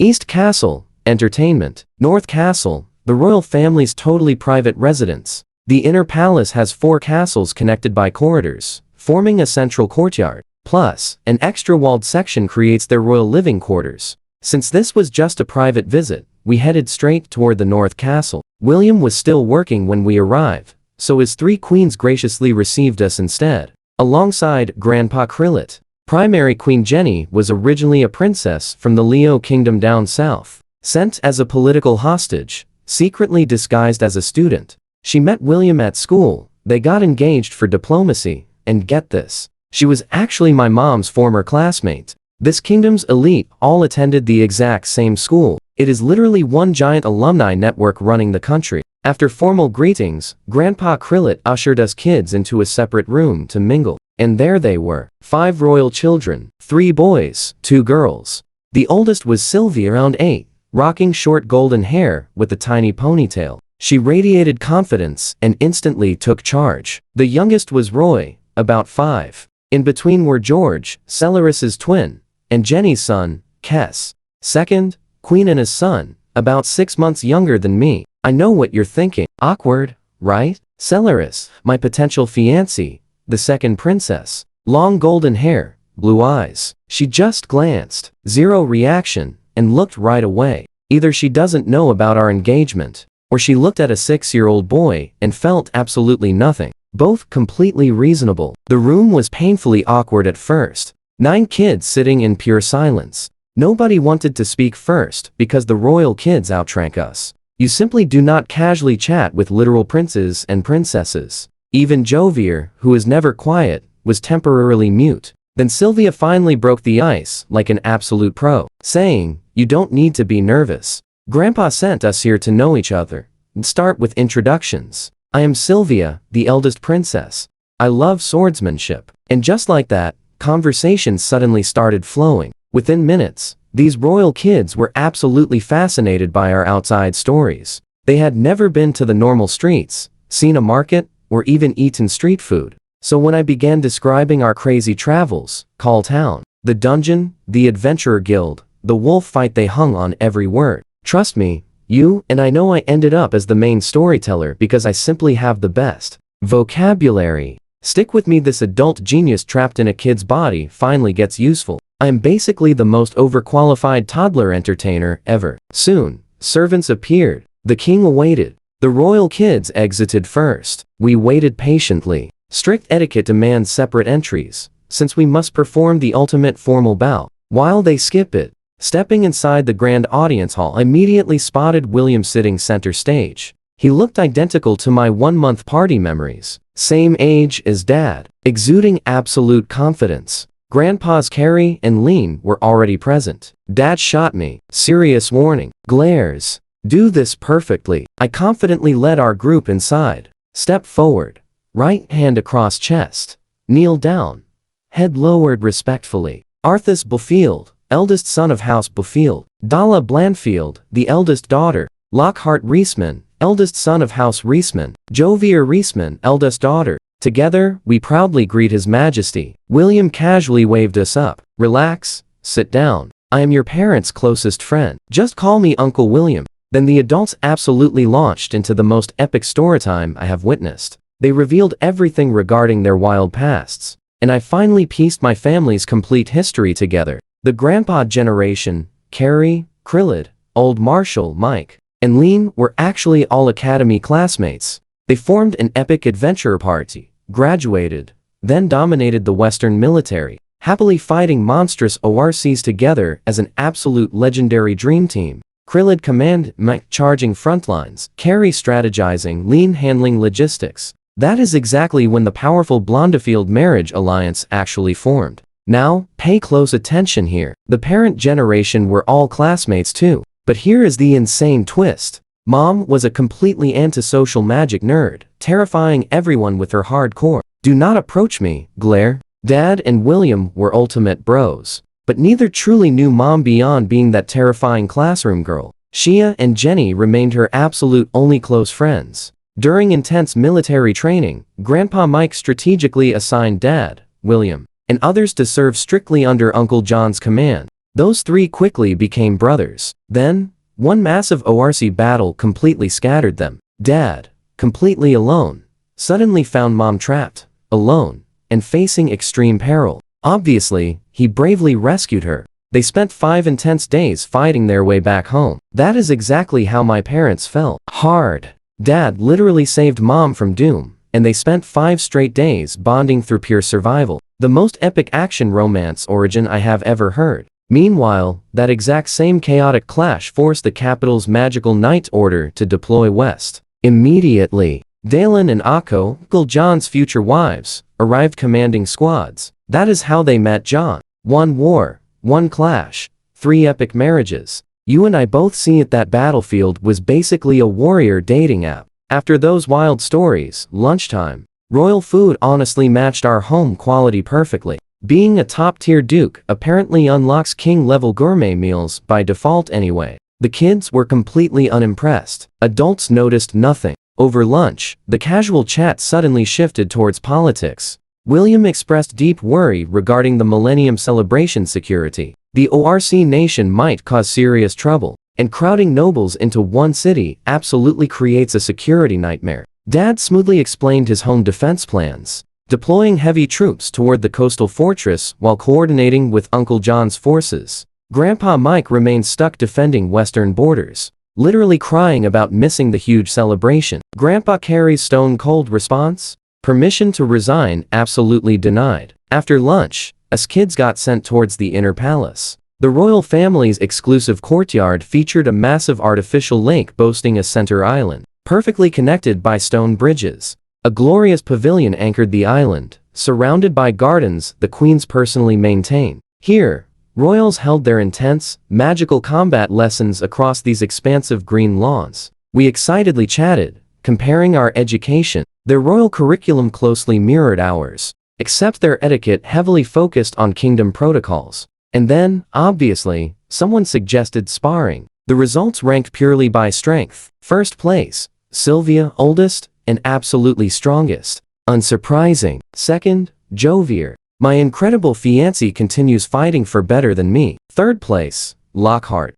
Slightly above me, always. Fourth, me, predictably. Always the eternal number 4. Fifth, George. Cirrus's twin brother. Decent, just younger. Sixth, Cirrus. My second lovely fiancé. Being stronger would feel super awkward anyway. Seventh, Diala. Only 3 months training, yet proudly holding her own. Eighth, Kess, the youngest competitor. Roy sat out, being 5. Rankings completely matched our ages, meaning I am exactly where I belong. Not wildly overpowered, not terrible either, just blending right into my peer group perfectly. Honestly, for a hidden adult holding 5 whole years of early training, being totally average among literal children feels reassuring, yet humbling. We finally headed home as the sun set. One wild palace day, I had met the king, heard epic parent romances, sparred royal kids, and ranked 4th. Trust me, you and I will love watching this reincarnated kid's journey continue. Stick with me, the celebration hasn't even started, but I'm already drained from socializing. Being a noble kid means endless networking and mandatory combat sessions. Honestly, I really miss my quiet library. So, I already told you about arriving at the palace and meeting the queens and Grandpa Krillet. But let me clearly explain exactly what happened when we kids got unexpectedly banished to the stop, bothering the adults' playroom. 9 children, 5 royals, for nobles, 1 room. Total awkwardness. Here is the royal lineup. George, Cyrus's twin, golden hair, Jenny's son. Kess, second Queen Anna's kid, 6 months younger than me. Roy, third Queen Lee's boy, a whole year younger than me, and just doing his own thing. Sylvia, the eldest princess at 8, practical short golden ponytail radiating pure big sister boss energy. And Cirrus, my supposed fiancé, golden hair, blue eyes, looked at me with the emotional investment of glancing at a piece of furniture. Very cool. Amazing start to our legendary romance, right? The silence in that room was absolutely suffocating. Royal kid sat on one side, noble sat on the other, zero talking. Because here is the wild thing about hierarchy. Noble kids never, ever speak before the royal kids do. And when royal kids have never interacted with outside children before, they literally have no clue where to start. Even Jovier, the girl who hasn't stopped talking since we met, was just sitting there completely, totally silent. Watch closely, the awkwardness hit absolute critical levels. But then Sylvia completely saved us all. She stood up, casually introduced herself, and simply said, "Let's talk." Absolute eldest princess energy. Respect. Once that ice broke, the conversation completely poured out. These royal kids were starving for outside world stories. Never left the palace, never seen markets, never met commoners. So when our group started describing real life outside those walls, they were absolutely fascinated. Inevitably, I became the designated storyteller, mostly because nobody else could narrate a simple town trip with proper dramatic pacing. And that epic storytelling tension. I gave them the fierce wolf fight, Dungeon Town, the Adventurer Guild, the wild road trip, the full experience. 9 kids circled up, completely hanging onto the words of a 6-year-old with the narrative skills of a grown novelist. Yep, this is what my former PAHDADDDDHEHE is doing now. Epic bedtime stories for royalty. Then a servant knocked. Uncle William was ready. Sylvia took her siblings out first. We paused briefly because noble and royal kids entered the king's presence completely separately. Strict protocol is always king. I led our group in, knees down, hand on chest, formal introductions, the entire routine. All 4 in perfect sync. William told us to relax and call him uncle. Then the adults started swapping epic war stories. And I finally discovered how this complicated family web was woven.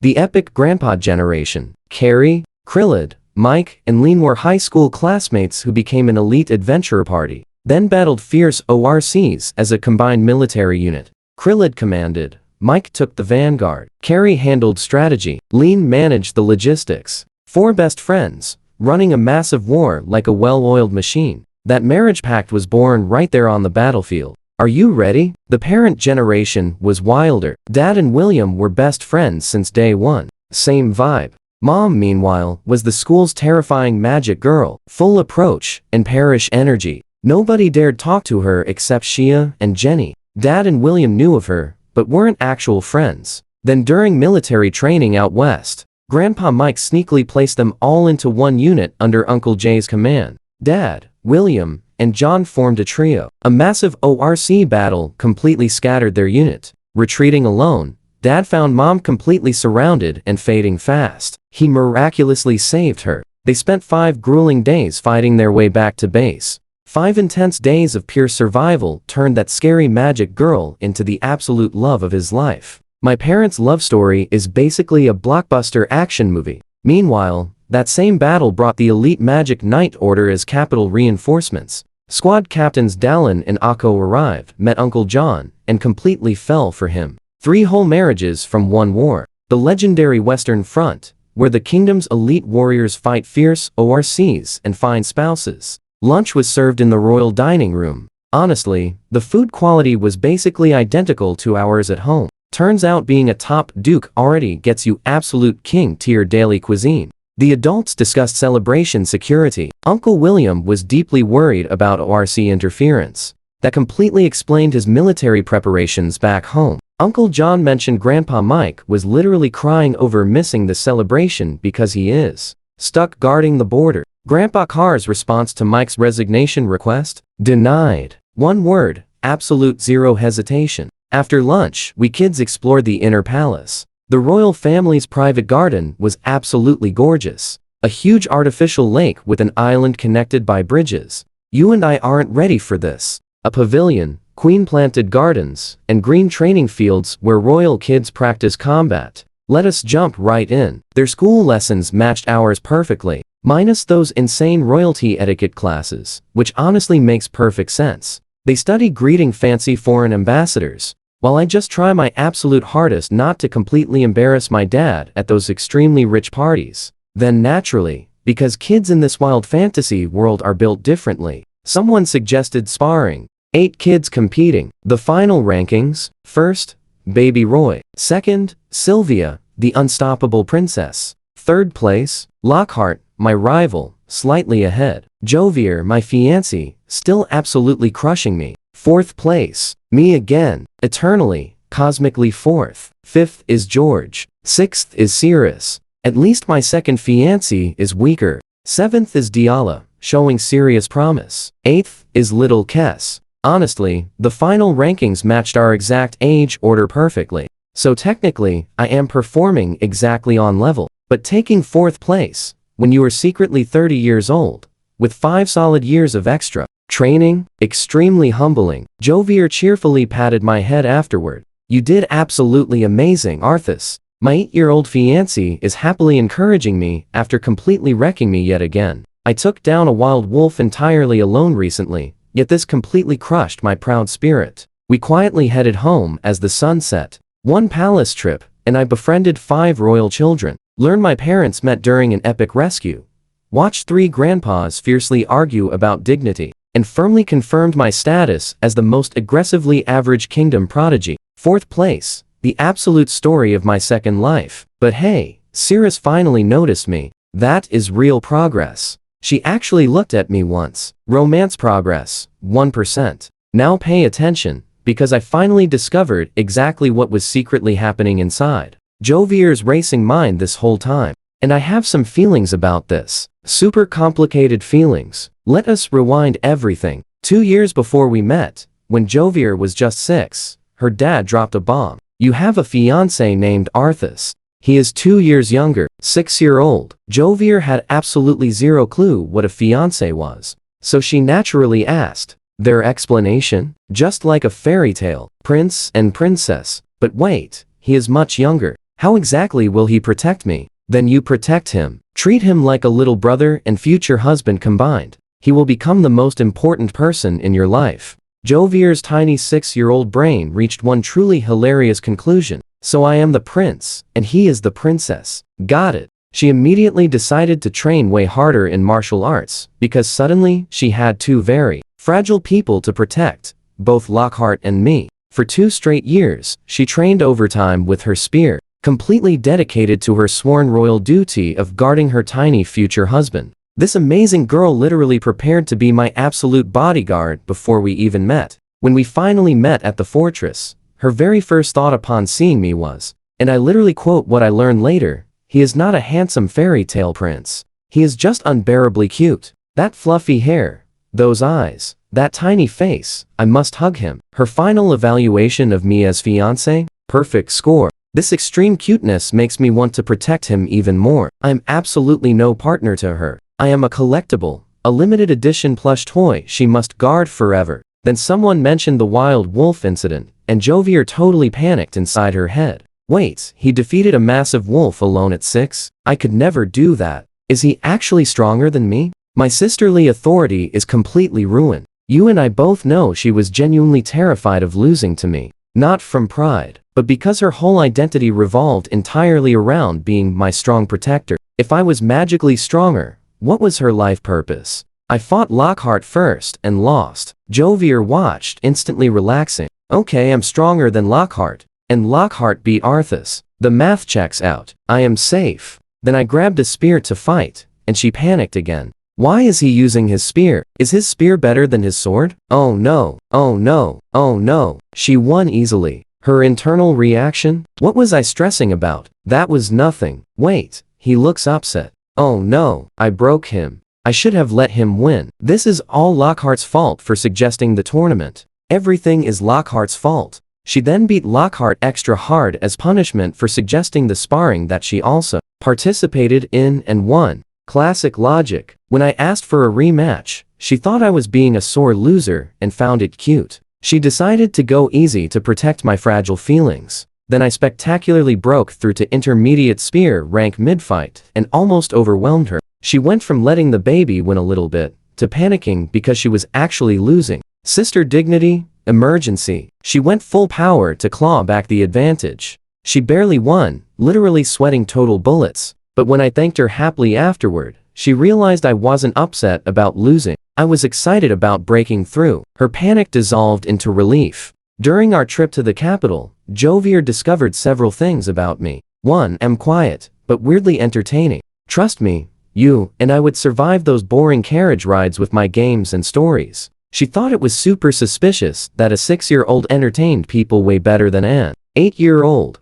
Second, I can read everything. She has studied for 2 whole years, learning just a few hundred characters. Meanwhile, I already know absolutely all of them. Stick with me. She is realizing the age gap feels totally backwards. Third, I hit intermediate in 5 magic elements.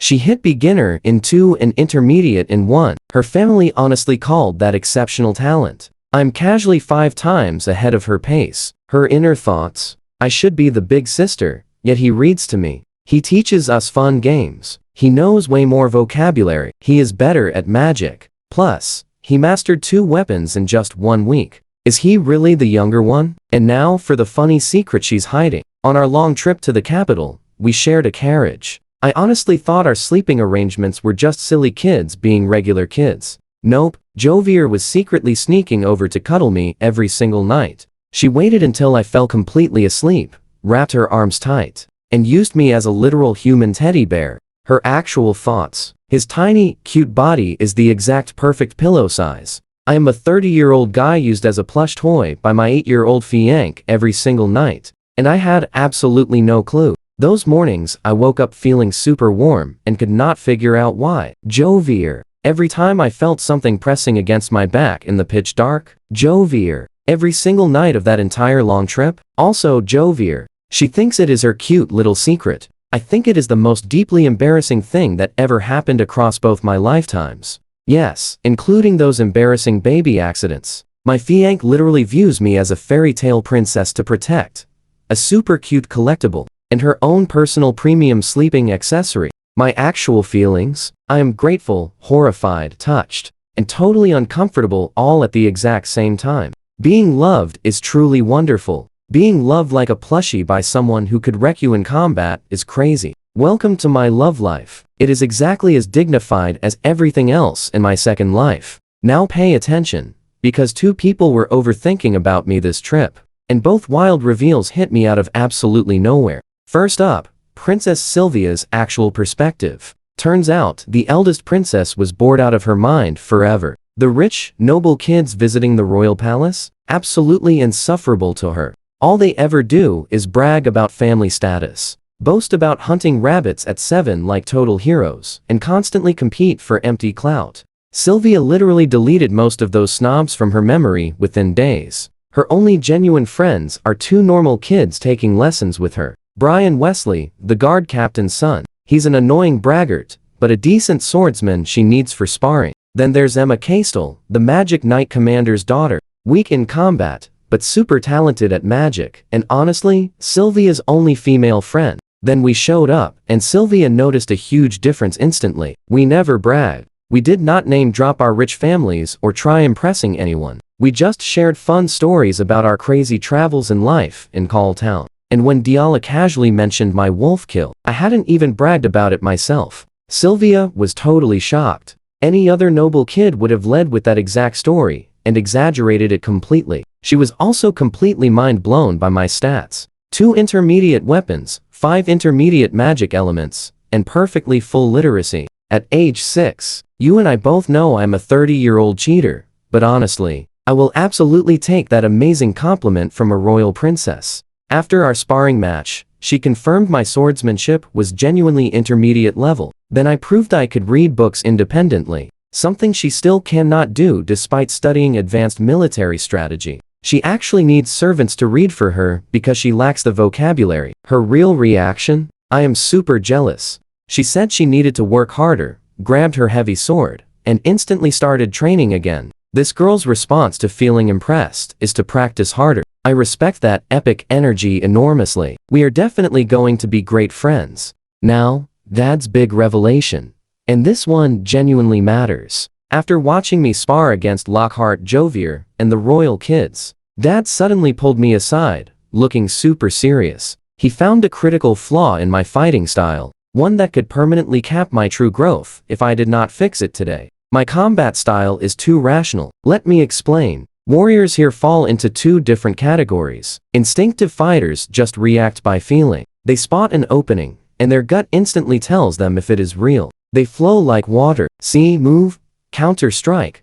Absolutely no thinking required. Their attacks are fluid and natural. Their weakness? When instincts fail, they walk straight into deadly traps because they never stop to analyze. Rational fighters react by thinking. Imagine we are playing chess, predicting the next 3 moves to slowly guide enemies into traps. They excel at spotting fake openings and can easily exploit them strategically. Let's jump into this. If something unexpected hits, their entire system crashes hard because they absolutely cannot improvise. Here is normal development. Kids start swinging around age 6 using pure instinct, simply because they are kids. No thinking, just reacting. As they grow up and get smarter, pure logic naturally develops alongside those instincts. By age 15, most fighters find a perfect mix of both, fusing them together to finally break into those upper ranks. You absolutely need both to advance. My problem? I have been completely rational from day one, being a secret adult. My brain was fully developed before I even grabbed a sword. I've never fought using pure wild instinct. Every single clash, every dodge, every strike, I'm always thinking, calculating, and predicting. Zero wild instinct exists in my combat style. That is exactly why I keep losing to kids my own age at the same level. They fight with naturally flowing instincts.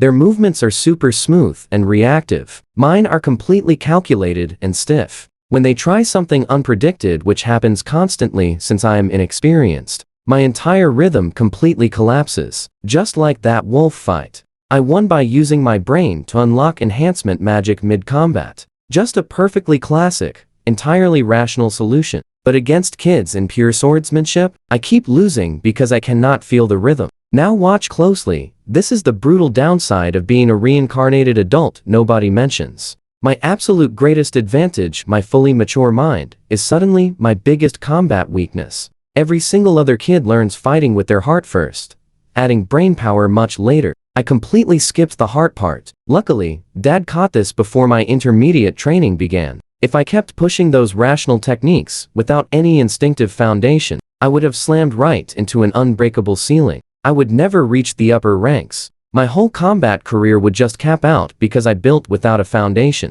His crazy prescription? Throw away thinking entirely. Stop analyzing everything. Just grab a sword, swing it, feel its weight, and react without a single plan. Let the body do exactly what body should do before the brain ruins it. Basically, my dad is telling me to act way dumber during fights. The sheer irony. I spent 6 long years cultivating an intellectual advantage, and now my father, a spirit-rank swordsman, claims my brain is the issue. That big brain carrying me through 2 lifetimes is actively ruining my training. In my first life, being super smart fixed everything. Study harder, think way deeper, analyze better. But in this new life, sometimes you just need to stop thinking and smash things. That is way easier said than done when you are literally an adult trapped inside. But Dad is completely right. Without learning to fight on pure instinct, I'll never reach heights my parents achieved. New training plan: be less smart with the sword. The universe has a truly merciless sense of humor. Anyway, today's destination is the Grand Cathedral Plaza over in the Commoner District. Plus, I have a very secret mission. I know what you're thinking. A God-given skill called divine audience? Yep, once weekly, I talk to him through a church. I have held this unique ability since birth, but never used it. Avoiding churches entirely. 6 long years of waiting. Today was the very day I would finally call up the guy who zapped me with lightning and demand some answers. Except, big problem. A massive problem, actually. But before we get to that, let me explain this world's religion. The church mirrors medieval Europe. Priests handle village churches. Bishops lead town churches. Archbishops run the city churches. Grand archbishops command national churches. Cardinals and the mighty Pope run absolutely everything from the southern central papal state territory. They boast elite holy knight orders, entirely funded by a 10% tax across Eastern nations. But unlike Earth's old medieval church, this one cannot easily abuse power. Why? Because actual gods exist right here. It is pretty hard faking divine commands when the real gods might literally manifest and say, "I never said that." The church stays far away from politics, focusing entirely on external threats. Just like when holy knights helped Igahog the First battle those demons 1,000 years ago. The Grand Cathedral complex looked impressive. What looked like a simple outside wall was actually a huge connected ring of temples. One for each deity. This world does not worship just one god. They worship all of them, an entire magical pantheon. We walked right into the main cathedral, a massive corridor lined with divine statues everywhere. Pilgrims casually walked through. Nuns and priests worked while holy knights stood guard. Mom paused at various statues to kneel and pray, tossing coins into the offering boxes. I was completely lost. She explained, when you are baptized, one or more gods will choose to bless you. Afterwards, you only pray to your specific gods whenever visiting a church. Since you kids are not baptized yet, you don't need to pray. She warmly added, baptism usually happens between ages 6 and 10. I'm eligible now, and since our kingdom fought demons for a millennium, the church values us. Trust me, you'll want to see what's next. Let's jump in. The Pope himself is arriving to personally handle these massive millennium baptisms. That's exactly why we're waiting. Getting baptized by him directly? Absolutely no big deal. But here is my problem. Stepping into the Grand Plaza, I saw dozens of massive temples forming a circle, each dedicated to a completely different deity. Then it hit me, I have absolutely no clue which god actually reincarnated me. Zero name given. He just claimed to be divine and sent me off. I was so overwhelmed by passing away and getting that whole new life pitch. I totally forgot. Seriously, which deity are you? So now I'm standing in a huge plaza with 40-something temples, completely unable to use my weekly divine call. Which church do I enter? 6 years holding this. Totally wasted just because I forgot a name. It is like having a mystery number saved. My past self literally had a PAAHDAAEDDDHEHE, for crying out loud. Yet current me cannot pass a basic identity check. Brilliant. I swallowed my frustration and continued the tour. Heading back through the corridor, we suddenly bumped into someone very interesting. Well, if it isn't Duke Blondfield and Count Reisman, a young guy, about Dad's age, approached in really fancy priest robes. Striking silver hair, wildly confident smile, and standing beside him was a little girl my age. Silver hair, deep blue eyes, wearing an elaborate nun outfit, quiet, composed, totally doll-like. Dad absolutely lit up. Darren, it's been forever. Everyone, this is Grand Archbishop Darren, the highest-ranking church official in our entire kingdom. He is an old, trusted friend of ours. Grand Archbishop at Dad's age? That's insanely young for such a massive position. Then Darren proudly introduced the little girl. This is Eleonora, my older brother's daughter, and our family's eldest granddaughter. Feel free to call her Elaine. Wait, you're seeing this, right?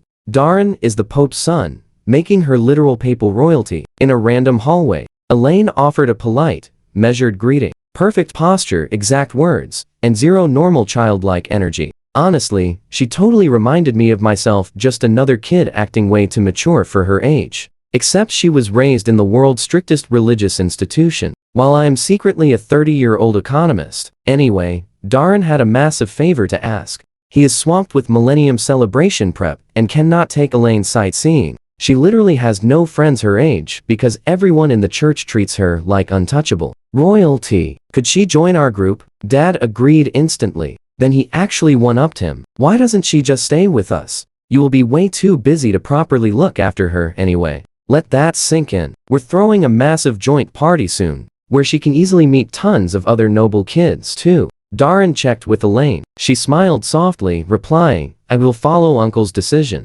So incredibly formal, and so tightly controlled. This girl is barely 6, and talks like a seasoned diplomat. Darren happily agreed, told Elaine to behave, and sent her packing. We kids wanted to help out. Honestly, Elaine's room was completely sparse. Just a few fancy nun outfits, tiny personal items, and a couple shoes. That was it. The granddaughter of the world's most powerful religious figure lives exactly like a quiet, minimalist monk. Meanwhile, Mom just bought 40 outfits and a literal mountain of stuffed animals during one single crazy shopping trip. While packing, the kids started chatting. Jovier naturally broke through Elaine's shell first. Do not worry, we will explore the city together. We are friends now. Elaine smiled a genuine, real smile this time. I have never played with kids my age before. I have never walked around a city. Dala instantly connected with that feeling. My brother and I never went outside until this trip, either. Two sheltered girls from completely different worlds finding beautiful common ground over shared isolation. It was genuinely sweet. We packed up her tiny collection of belongings, quickly handing them to Darren for the knights to carefully deliver. And just like that, our little group grew. Current party roster, noble kids, one elite papal granddaughter, and regular playdates with 5 actual royal children. My social circle instantly expanded from literally nobody to the most fiercely politically connected group of 6-year-olds in the entire kingdom. Madness. Oh, and I still do not know which god to call. That will bother me forever. So what do you and I learn from this? Next time a deity offers reincarnation, ask for a business card.